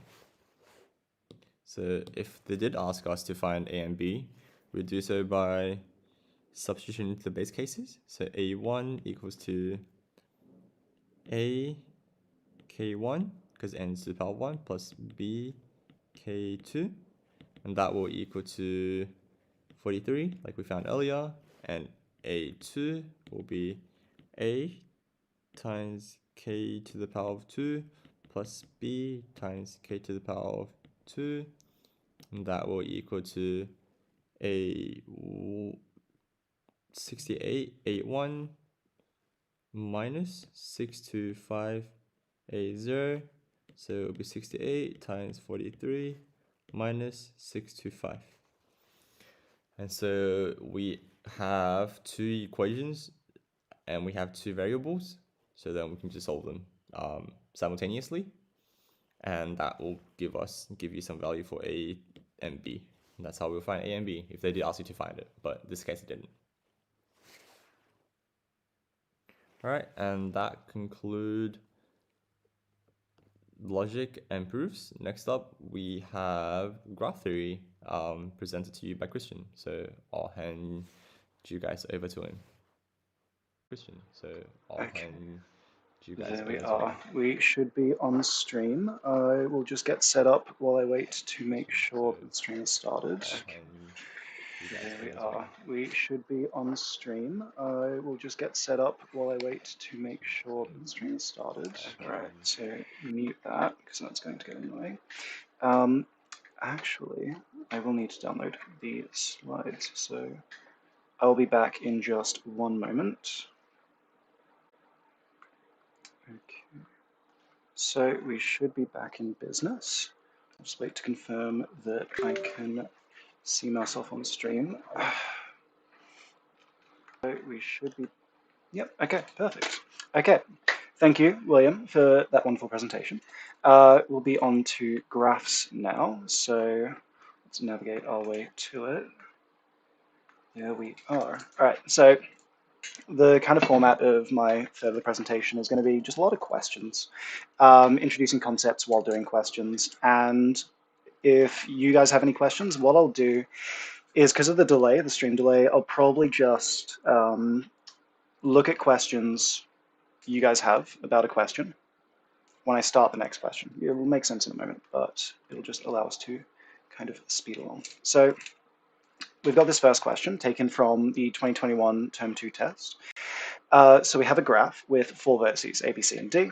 Taking the vertices in that order, the graph has this adjacency matrix. Just to remind ourselves of what an adjacency matrix is, a matrix can be, a graph can be written as an adjacency matrix where element Aij of the adjacency matrix represents the number of edge connections from node I to node J. So an example of maybe not this adjacency matrix, but a graph which will form an adjacency matrix. So we have, maybe we'll call this node 1, node 2, node 3, node 4. Node 1 may connect to itself, to 2, and to 4. 3 won't connect to anything, and we'll say that 2 connects back to 1. So we'll organize it in this fashion: 1, 2, 3, 4, 1, 2, 3, 4. And we'll imagine it's a matrix. And we have 1 goes to 1 with a singular connection. Maybe we'll make it double. So 1 connects to itself in 2 different ways. So we'd say that that's 2. 2 connects to 1 in one way. 3 connects to nothing. 4 connects to nothing. 1 connects to 2 once. 2 connects to 2 0 times. 3 connects 0 times. We can just fill that out with zeros. 3 connects to nothing. 4 also really connects to nothing. It's only stuff connecting to 4. Then with 2 connects to nothing else, and 1 connects to not 3, but it does connect to 4. So this would be the adjacency matrix of this graph. So our part A is, does the graph contain any loops? If so, which vertices have loops incident on them? Just to remind ourselves, a loop is, like I did earlier, an edge from a node to itself. So these 2 here are loops.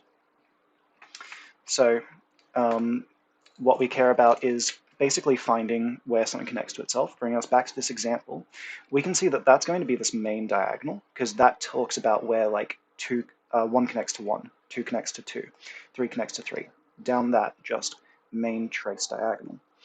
So going down here, I believe that's what I put in the notes. So we just need to look at the trace diagonal, and we can see that A connects to itself twice, B connects to itself twice, C connects to itself no times, D connects to itself no times. So A, B, C, D, and then likewise A, B, C, D. So we can see that A and B have loops while C and D don't. Okay, so that's part A. Let me just check. Okay, yeah. No, there seem to be no questions at the moment. I'll come back to that in a little bit. So next part of the question, does the graph contain any parallel edges? Give all such examples of edges, if such edges do exist. So a parallel edge, putting in words is a bit difficult. It's a set of size greater than 1 of edges which all coincide at the same vertices. It's a bit more specific than that. I believe that they have to be from the same vertex to another vertex. Oh, also one thing that I didn't talk about. Oh, no, we don't need to talk about that. That's okay. Basically, if we bring up a graph, let's imagine this is an undirected graph. So if I've got a connection, it means there's both a connection this way and a connection that way. So we have an undirected graph like this. We would say, maybe we'll do this, that these 2 here are parallel edges to each other. So we'll color them in red. And these 2 here, I believe loops, like double loops, are considered parallel edges. So this is a set of parallel edges. This is a set of parallel edges. So that's what we're kind of looking for. So that means what we'd be looking for in the adjacency matrix is what edges, what numbers have weight greater than 1. Because that means that, say here, so we have A, B, C, D, again, A, B, C, D, again. From C to A, there are 2 connections. And from A to C, there are 2 connections. This is undirected. You can see it's symmetric down the main diagonal. So what that's going to mean is that we're just looking for ones with greater than 2. So we can see we get parallel edges connect the pairs of vertices A to B, A to C, B to B, B to C, and C to D. I haven't said stuff like C to B, because that's kind of double counting. This is an undirected graph. In a directed graph, if we were to go back to this example, if I were to make this directed this way and this directed this way, I believe these would no longer be parallel edges. But it's undirected, so direction doesn't matter. So let's get rid of that, just so it's not misleading. Let me check questions. No, nothing. Nathaniel's all good. All right, so find the number of walks of length 3 from vertex B to vertex C. So we'll remember here, I seem to not put in the definition of a walk. Definition of a walk, basically just if you have a graph, 1, 2, 3, 4, 5. Let's imagine that this was totally connected, that every single vertex was connected to every single other vertex. I'm not going to keep this just because it's very messy to keep, but you can imagine what it would look like. So I can travel from any one vertex to another, is basically why I'm setting that up. A walk might look like this. I might go there, I might go there, I might go there, I might go there, I might go here. You can revisit nodes. You can also revisit edges. I can go here, I go here. That's a walk. It's just a very, not loose, very broad scope of things. So it's just any kind of route that you could take when you're allowed to recover edges and recover vertices. So the matrix M is the number of walks of length 1 from any one vertex to another. So I haven't got the matrix M here, so I'll just go up here and copy the one that's got no red on it. So let's screenshot you.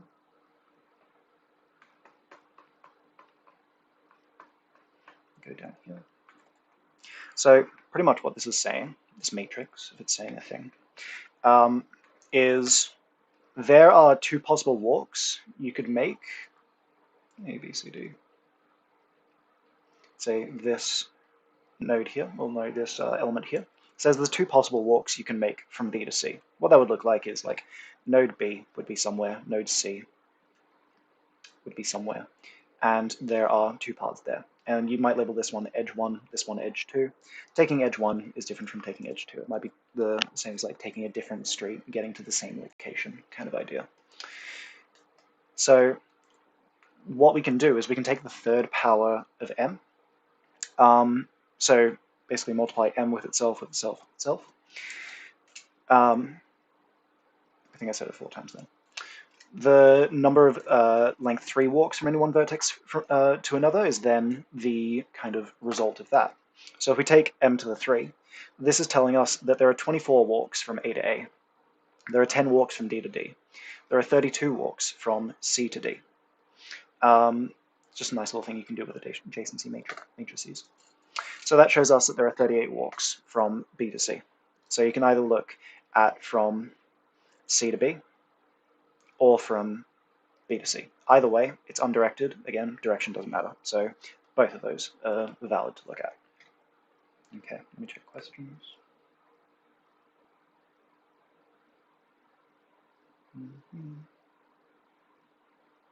Yeah, we'll be recording all of this. Well, it's all recorded, so you will be able to come back to it. I will try speed through it, but no promises. So we've next got this monster. Yeah, it gets worse. So let GWH be the graph with the vertex at that. Don't worry about reading it. Don't worry about understanding it. I'm going to show you an example. It all makes sense. And it's got the edge set that. Again, don't read. Not worth it. You will hurt your head. So the graph of G53 is this. Pretty much the definition is just each node is like a coordinate. And we've connected those coordinates in a mesh kind of way with width, like I said here, W, and height, like I said here, H. So they're intuitively named. Just remember W is width, height is H.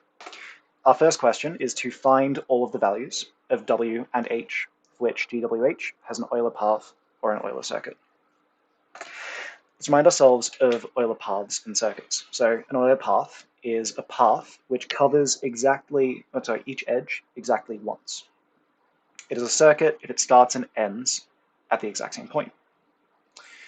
So there's a distinction between a path and a walk. We'll just remind ourselves of that. A walk, you can... What was it? I believe it was a walk you can repeat. Anything you'd like. Yeah. A walk, you're able to repeat stuff. Let's say if we go back here. With this walk, I repeated this edge here. In a path, I would not be allowed to do that. And I do believe you... Well, yes, I believe that's it. Don't take my word on that, because I haven't looked at the notes in about a week. So it's probably best for you to just confirm that on your own, but paths and walks are different. All we care about is we can't retrace edges here. We want to cover each edge exactly once. So we'll recall that an Euler path exists when there are exactly two vertices with odd degrees, and a cycle when there is none. So the kind of rationale to that is, let's imagine you had a graph, and you have on that graph a node, and that node has an odd cycle. What that's going to mean to us is, let's use 5 as an example.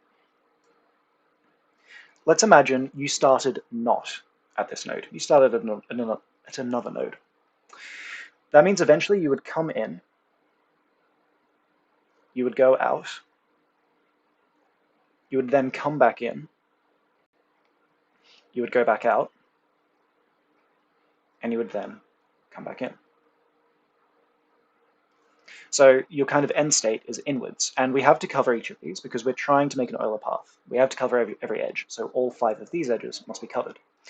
And this works for any kind of number of odd, 7, 9, 17, so on. So if you start outside, you must end inside.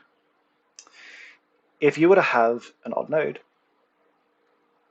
1, 2, 3, 4, 5, and you were to start inside, you would first go out, we'd have 3 outs, and you'd have 2 ins. So you would start in and out. So that means that for an ideal, and finally, we'll actually look at these 2 examples.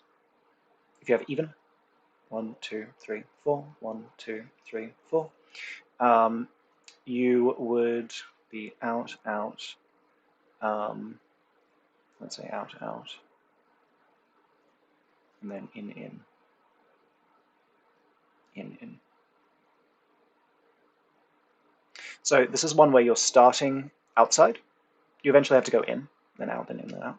So if you start outside of an even node, you must end outside of that even node. Here, if you start inside an even node, you must end inside that same even node.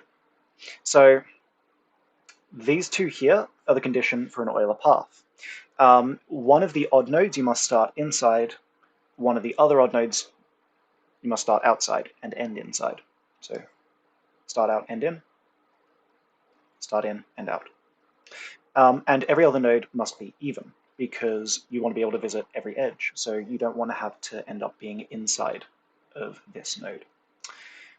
Then, if you were to start at an even node, you must end at that same even node. So you have to have all even nodes, because you start inside one even node, not end inside, then go into even nodes which you did not start in. Basically, that's the rationale. I don't want to spend too much more time on it. I've already wasted time. So we're looking for all graphs GWH with exactly 2 or no odd degree vertices. So let's look back at the graph of G53. Just as anything, it's good to look at concrete examples to see if we can generalize it, make something more of it. So here what I've done is I've colored all of the nodes based on oddness or evenness. Even is blue, red is odd. Something we can see here is that on any side of length L, let's say for instance we're looking at this height of length 3, there have to be 2 even nodes, and that's always going to be true. We said earlier in the definition, WH have to be greater than or equal to 2. So you're always going to have those 2 even nodes, and the rest must be odd nodes. So of length L, of length 3, you must have L minus 2, L minus the 2 even nodes, 3 minus 2, 1 odd node, L minus 2 red nodes. So something we can do is also look at the fact that if we were to increase any side length by just 1, so let's say for instance, the node labels aren't going to be correct for this, but that doesn't matter. So let's copy this, paste it, shrink it. If we were to increase U by 1 size, it's not going to line up. It's not worth spending time lining it up. Then what we can see is that actually introduced on one of the lengths, on the width, 2 new red nodes. So an increase by 1 in width or height will increase 2 new odd nodes. That's a general result that we can convince ourselves is general. So yes, exciting stuff. Riveting. So the idea then is, if we consider more generally the graph of GW, for there to be exactly 2 nodes of odd degree, one side must be of length 2, the other of length 3. You can convince yourself of that. Just draw a few things and it will make sense. But for there to be no odd degree nodes, both sides have to be of length 2. So that gives us these 3 answers. G23 forms an Euler path. Similarly, just by transposing with an isomorphic graph, G32 forms an Euler path. So those are the 2 Euler paths you'll get. And then you get G22 forms an Euler circuit. And I believe those are the only 3. Okay, let's check questions. No questions. We're all good. So then, for which values of W and H is GWH bipartite? Let's remind ourselves of bipartite. A graph is bipartite if its vertices can be split into 2 sets, each of which with the property that no element of either set maps to another element of its own set. So an example, oftentimes it'll be drawn as like they're in their own sections, kind of. This is an example of a bipartite graph. There we are. You can see that none of these 3 nodes connect with each other. None of these 3 nodes connect with each other. And a way to actually test for bipartiteness, a very nice way, is to see if you can color things. So if we color this red, by necessity, if it were bipartite, it wouldn't be able to touch another red. So everything it touches must be blue. But these blues must not be able to touch another blue. So everything they touch must be red. We've already colored this in red, but we have not colored this in red. Nor have we colored this in red.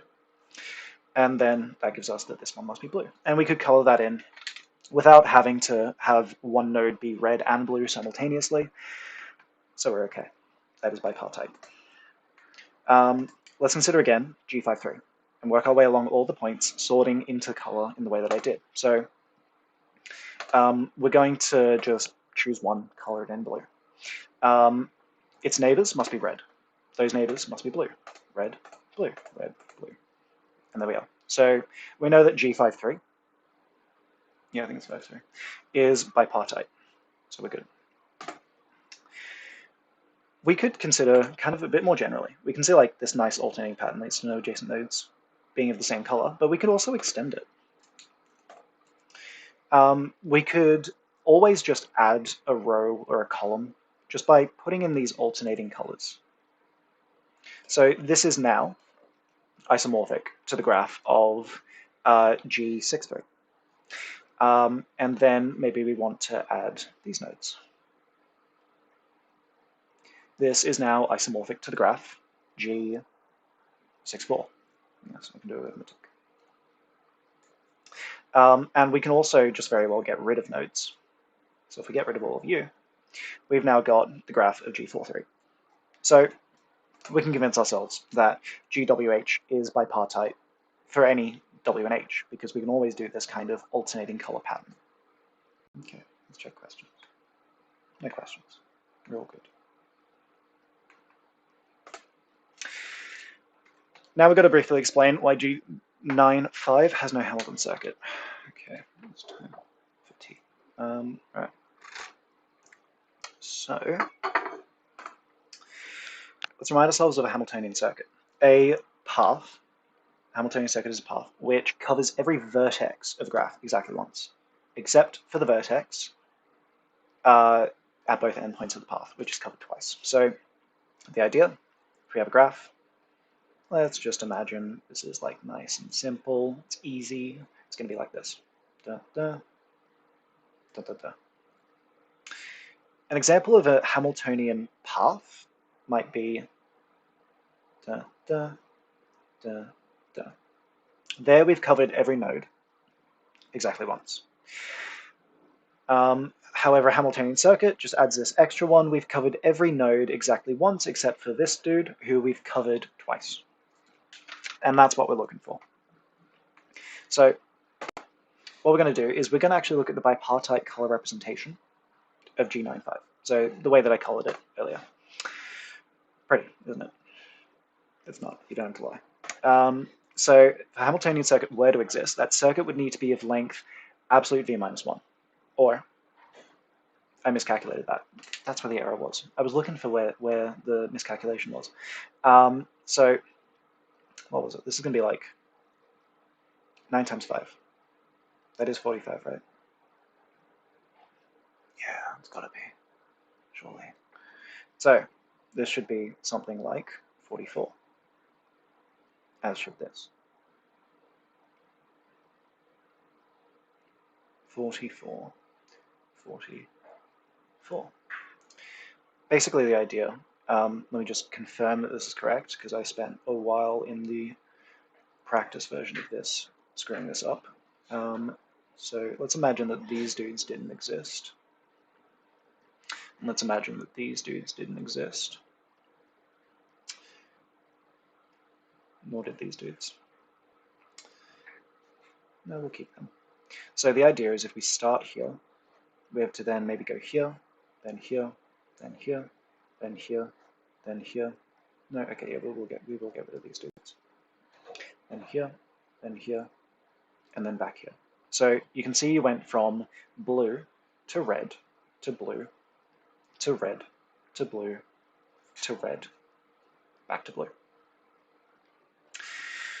So you went 1, 2, 3, 4, 5, 6. I made a mistake.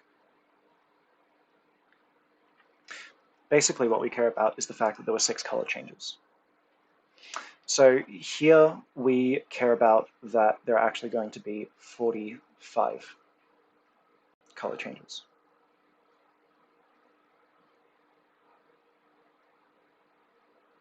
So maybe not worry about this. Just worry about the fact that there are 45 color switches. That's what we care about, the fact that this is bipartite. Again, 45. And don't worry about this dude.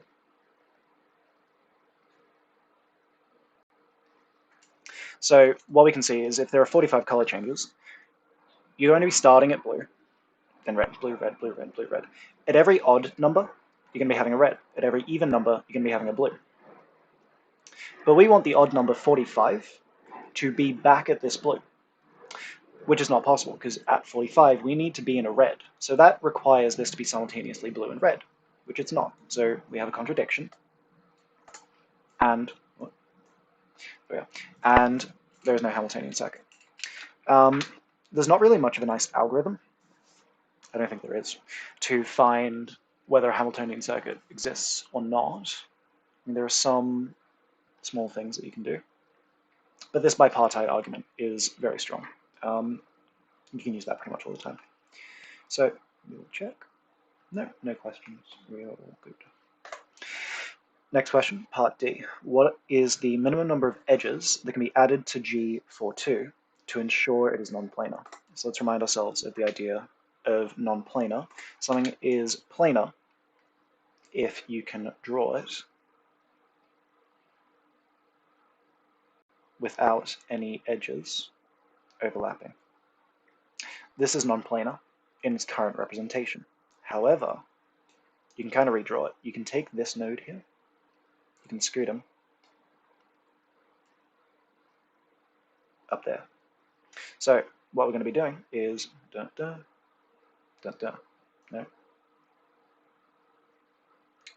we'll move him up here, make it look pretty.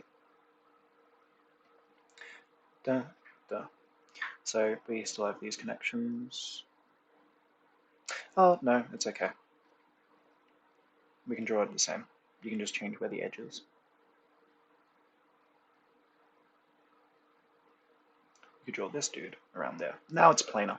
You can see that there's no crisscrossing happening. Okay. So the idea of Kuratowski's theorem is that a graph is isomorphic to a planar graph. We consider these two graphs isomorphic to one another. Essentially the same. We just say they're the same. If and only if none of its subgraphs are isomorphic to K5 or K33. K5 is the easier one to remember. That's just the graph of 5 vertices connected every which way. K33 is a bit of a weirder one. We'll just remind ourselves of it. It is the bipartite graph with 2 sets. So 3, 3, it's got 2 elements, 2 subscripts, so that means it's going to be bipartite. Where it is as maximally connected as possible. So everything, say like, if you take any node in the yellow, it is connected to every node in the green. And any node in the green is connected to every node in the yellow. So it's as connected as it could possibly be, while still being bipartite. So let's look at the graph of G42 and try to force K5 to appear. No real reason for that, just arbitrary picking K5 first. Something we can see is that to make K5 show up, we would need to make 5 nodes each have degree 4, because that's what K5 is. In K5, if any one node is connected to every other node, you need that node to have 1, 2, 3, 4 connections. And that would be the same of these 4 dudes as well. So we know that we'd need 5 nodes to each have degree 4. And we can see that the maximum degree we currently have is actually 3. These 4 dudes, they all have degree 3. So we'd require at least 5 new edges, but really we'd require at least, well, for each of these, we have to add 1 edge. And then we'd have to pick one of these 4 and add 2 edges to that. And even then, you might still have to add more. So we'd have to add at least 6 new edges. It's not it, fam. It's a bit too much. We might move on to K33, see if that's a bit easier to make show up. This took a lot of time. I hope you appreciate the grayed out dotted. So the right 2 nodes have been grayed out as the 6, like we only need 6 nodes when we're considering making a subgraph K33. These 6 nodes here are the best candidates. You can convince yourself of that. There's a whole argument you can go through. Nodes 2, 1, and 2, 2 are already as connected as they must be, because we can see here they're in the kind of red and blue regions of the bipartiteness, and this red one is connected to every blue one, this blue one is connected to every red one, so we're good there. All that we really need to do is actually just connect these 2 here to make this blue connected to everything in the red, and to make this red connected to everything in the blue. And then this dude, for the same reasons. And now we have a bipartite graph. Yep, so bipartite, fully connected. So we forced the subgraph to show up with only 2 edges being introduced. And since Kuratowski is an if and only if way, so it's since it's if and only if it's K5 or K33, and since K33 beats out K5, we can be confident that this way is the only way, is the best way, and thus 2 is the least number we must add. Okay, before we get on to ideas of planarity, I'll check questions. No questions. We're all good. Okay, just some tea. So, some more ideas containing planarity. I didn't find any way to really kind of shoehorn this into the presentation, so I just put it here. For simple planar graphs with E edges and V vertices, where V is greater than or equal to 3, the number of edges is less than or equal to 3V minus 6. So this only goes one way. Planarity implies this. So not that can imply not planarity. Contrapositive helps. It might help to also just check the notes, make sure this is true. Don't trust me. Further, if G contains no circuits of length 3, I believe that was just circuits. I don't believe it was Hamiltonian circuits or Eulerian circuits. I think it was just circuits. Of length 3, then you can take that to an even more specific definition, specific result, E less than or equal to 2V minus 4. Oh yeah, no, never mind. Circuits are actually, yeah, you can determine how many circuits there are by looking at the main diagonal of a to the power of 3. So that's basically the number of walks of length 3 you could make to, like from a node to itself. And since the graph is simple planar, then this is going to work as long as it's 0. If that diagonal element is 0, so if you have this main diagonal, whatever element you're looking at, you want 0 there, that will tell you that there are no walks of length 3 from a node to itself. Yeah, okay, I guess that's about it. So yeah, convince yourself of that. Contrapositives are the statements, like I said, very helpful for disproving planarity. Okay. No questions. We're good. Edward believes that 2 graphs, A to the left, B to the right, are isomorphic, but is not sure how to prove it. So we have to help Edward prove that they're isomorphic.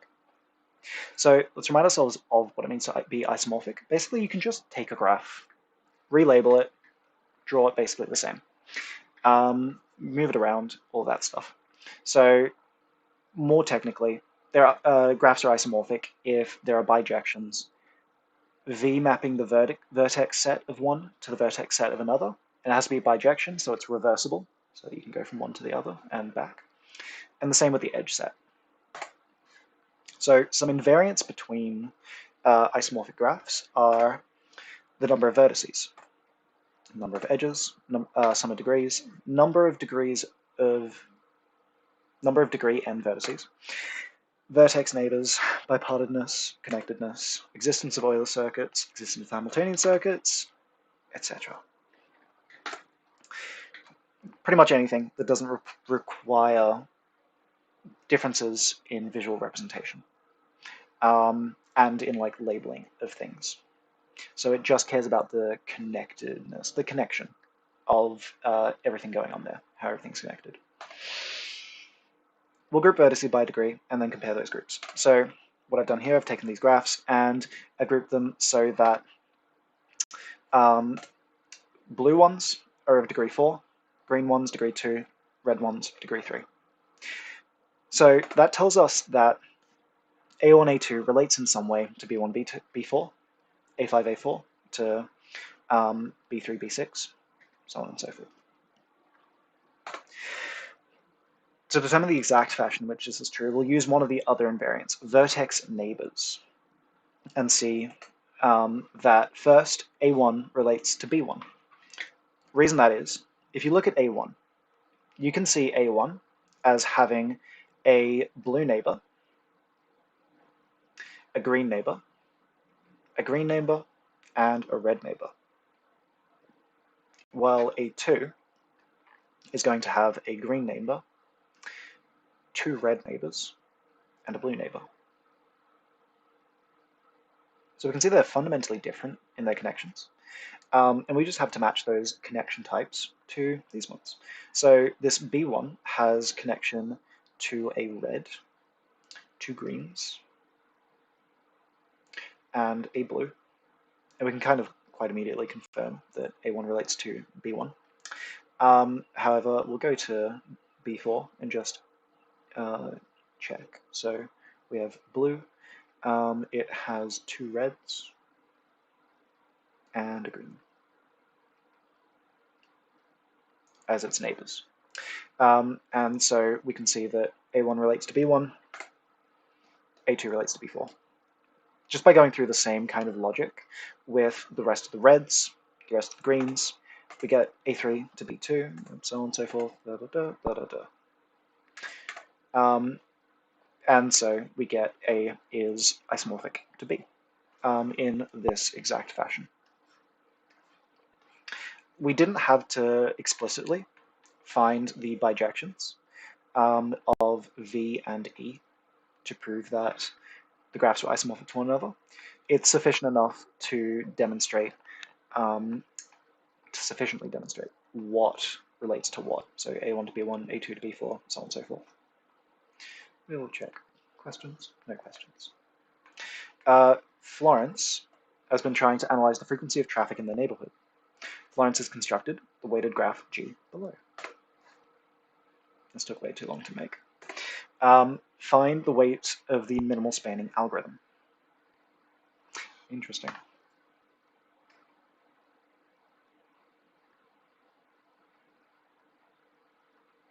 Tree. There we go. Just imagine it says tree. Tree. Keep writing that. A tree is a graph with no loops, which covers all even that's wrong. That's meant to say, oh, no, never mind. A minimal spanning tree. It's saying it is a tree that has this quality. So it's a tree, a graph with no loops, which covers all of the vertices of the graph and has the lowest edge weight of all such trees. That is what a minimal spanning tree is. Tree. Kruskal's algorithm is a way of finding a minimal spanning tree. I'm going to stop writing tree. Just imagine it says tree. There's going to be a few more slides on this. So the algorithm goes like so. Order all of the edges in G by weight. Extract the lowest weighted edge from all remaining edges. Include that edge unless it would form a circuit, otherwise we're not going to be having a tree. Go back to step 2, if not all vertices have yet been covered. So let's go about doing that. So first, we will take this, and maybe we won't do it in exactly the way that I've written it out here.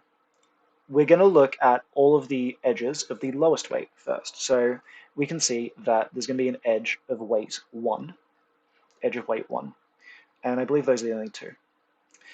We'll extract this dude, and we will include him, because he's not going to form a circuit. We will now extract this dude, include him. He's not going to form a circuit. Now we'll kind of queue up, go back to step 2. Yeah, so queue up all of our dudes of length of weight 2. So it's going to be these dudes. And I believe those are the only ones. So we can include you. It doesn't really matter in which order you try to include them. You can get multiple spanning trees, multiple minimal spanning trees for a graph. And you don't have to worry about any way in which you order things that have the same weight when you're including them. There don't seem to be any of weight 3. Of weight 4, there's one, just one, it seems. Of weight 5, there's one, I feel like there's 2. No, there seems to be just one, so we'll include him. Weight 6, there's got to be multiple, surely. Yep, there. Seem to be the only 2. We can include both of them without forming any circuits. We've got to start being careful about actually looking for circuits here. So then we have weight 7. This is where we start potentially forming circuits. So we can just kind of nullify this dude. We know that if we included him, we'd get a circuit, because you're forming this circuit. We won't include this dude, because, of course, circuit. We could include any of these dudes. Any is fine. We can only include one of these. I'm just going to do this. can't include this dude, circuit, and we can include this dude. So then we have weight 8, 8, 8, 8. That's it. Can't include you, can't include you, can't include you, can't include you. Oh, and I just realized actually we've covered all of the vertices. So we're actually all good. We don't have to continue any further, we can just drop it there. There we are. So that's the minimal spanning tree, and its weight is going to be the sum of 1, 6, 2, 2, 5, 1, 6, 4, 2, 7, 7. I'm not even going to try that. Whatever that is. So let's check questions. Why are they getting deported? Oh god. Okay. So find the shortest path distance from vertex A to vertex Z. To do that, shortest path distance, we need Dijkstra's algorithm. Let's just remind ourselves of shortest path distance. Basically, along a graph, let's just imagine a very simplified one, like Google Maps. Google Maps basically uses graph theory, uses very complicated graph theory, but uses graph theory.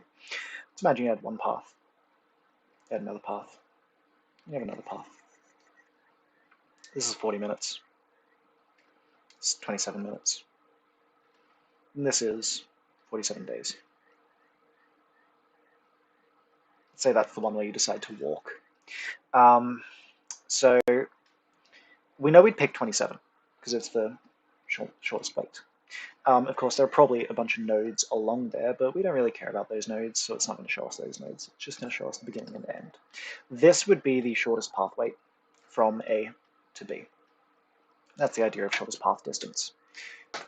So an algorithm for finding the lowest weight from one path, lowest weight path from one vertex to every other vertex in a graph. This is overkill for the question, but we'll use a modified version of Dijkstra's algorithm.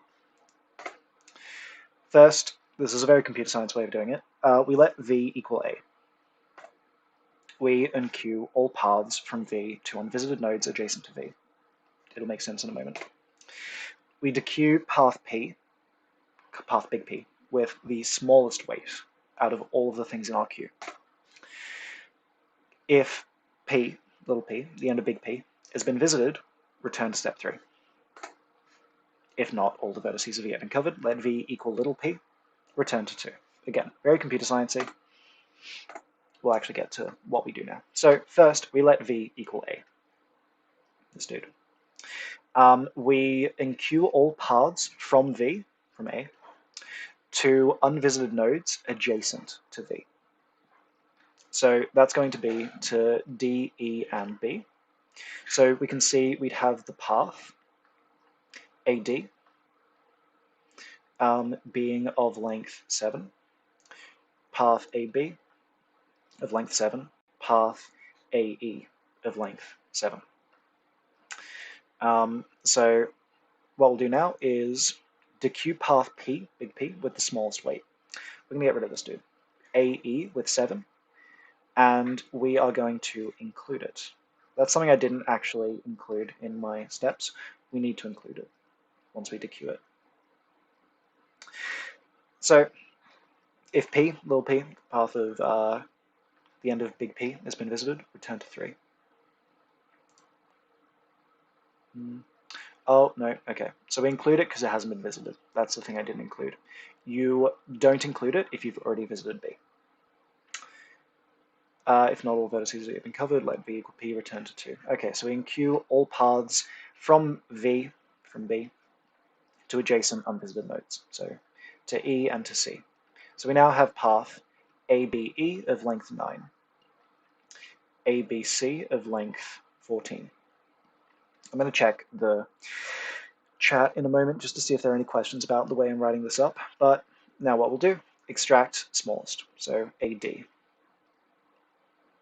We will enqueue ADE of length 7 plus 8, like 15, and we will enqueue ADG. 15 as well. Okay, then we get rid of AB. Wait a minute. What have I done? Why is AB there? Did I meant to say AE? I think that's meant to say AE. I think I accidentally got rid of one of the ones earlier because AE hasn't been visited. We'll now visit AE. And queue up. We won't queue up AED because D's already been visited, but AEH of length 16, AEF of length 13, AEC of length 15. We'll go now ABE. ABE. E has already been covered, so we can't do that. We'll now go AEF of 13. So AEF. So we now have AEFI of length 14. AEFC of length, it's going to be 13 plus 4, 17. Okay, let me check chat now. No question, still EM. All right, so we'll now take AEFI. And we can be quite confident here that there's going to be no other path that is going to be able to reach Z quicker than AEFI Z. So we can just kind of make that assumption. You can go through the entire algorithm if you'd like. We're going to be terminating whenever we hit Z anyway, but I'm just skipping parts of the algorithm here just so we don't have to go through too many steps. But we now have that AEFIZ of weight 7 plus 6 plus 1 plus 2 equals 16 is the smallest distance. Okay. Oh, that's it. That was quick. All right, so there is one more thing that I want to go through because I didn't have a chance to add it here, but I wanted to go through dual graphs. So I'll just check the chat real quick. Anyone have any questions about any of that?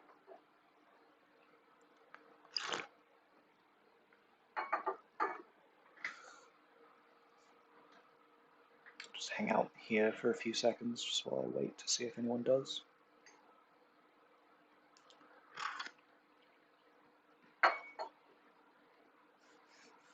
No, everyone seems to. All right. So just got to recall here the idea of a dual graph. Because I'm going off the cuff here, so might be a bit scuffed. Oh, I spilled tea. Okay, I'm good. So the idea of a dual graph, if we imagine we had a graph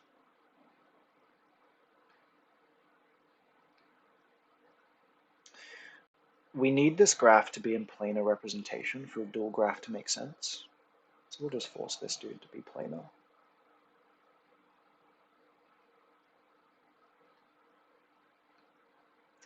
I didn't appreciate it properly in my first year, the idea of a dual graph, but it kind of makes sense now. So, yeah, I believe this is going to be a good one. The idea of a dual graph is what you do is you invert your idea of faces and nodes, faces and vertices. So here we have a face, we have a face, we have a face, and this, everything on the outside is also considered a face. I'm just going to put it here. So what we do with that is we then take these nodes. So maybe I will shrink that, just copy the entire thing. We'll get rid of these edge connections.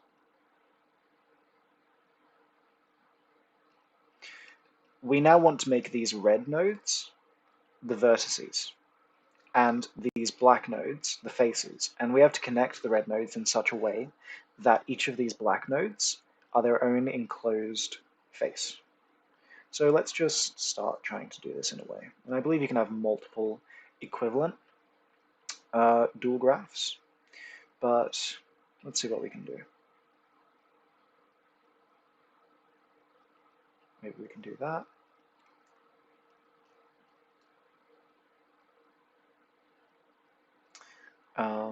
We could do that, that, there. Let's make these larger, just so we can see where the nodes are. Bit of a scuffed graph, if I'm being honest, but it's my graph, and I love it. And there we are. Okay. So we seem to have been able to make this in such a way as to satisfy our requirements. Each of these are now their own distinct face, including this exterior face. And that's the idea of a dual graph, and that's the idea of making one up. Please do correct me if I'm wrong. I haven't looked at dual graphs in a while. But I do believe that's everything. So let me just go through and see if there's anything worth recovering with any sort of time we have left. But if not, then that's about it. Okay.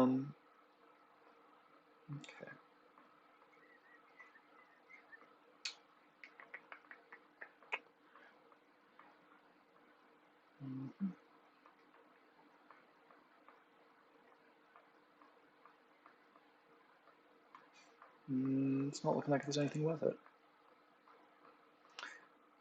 I'd be happy to go through a more detailed explanation of things like Euler paths and circuits, and maybe the idea behind this logic, as it wasn't really that well explained. Just let me know in chat if anyone would like me to do that.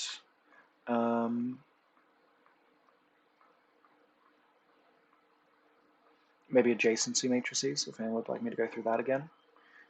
That's about it. Okay, so I'll just hang out in chat for like another 3 minutes or so. But other than that, that is about it for today. Thank you very much, everyone, for joining the seminar. I hope you all have a wonderful day, and best of luck in your exams. I hope it goes well.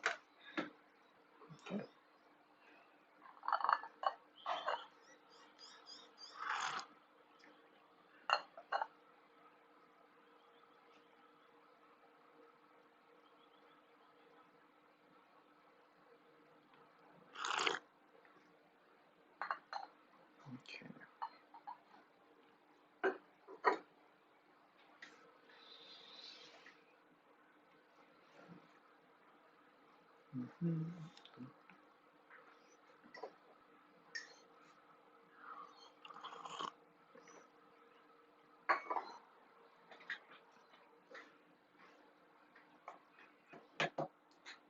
Okay. Seems like everyone is good. So I think we'll end it there.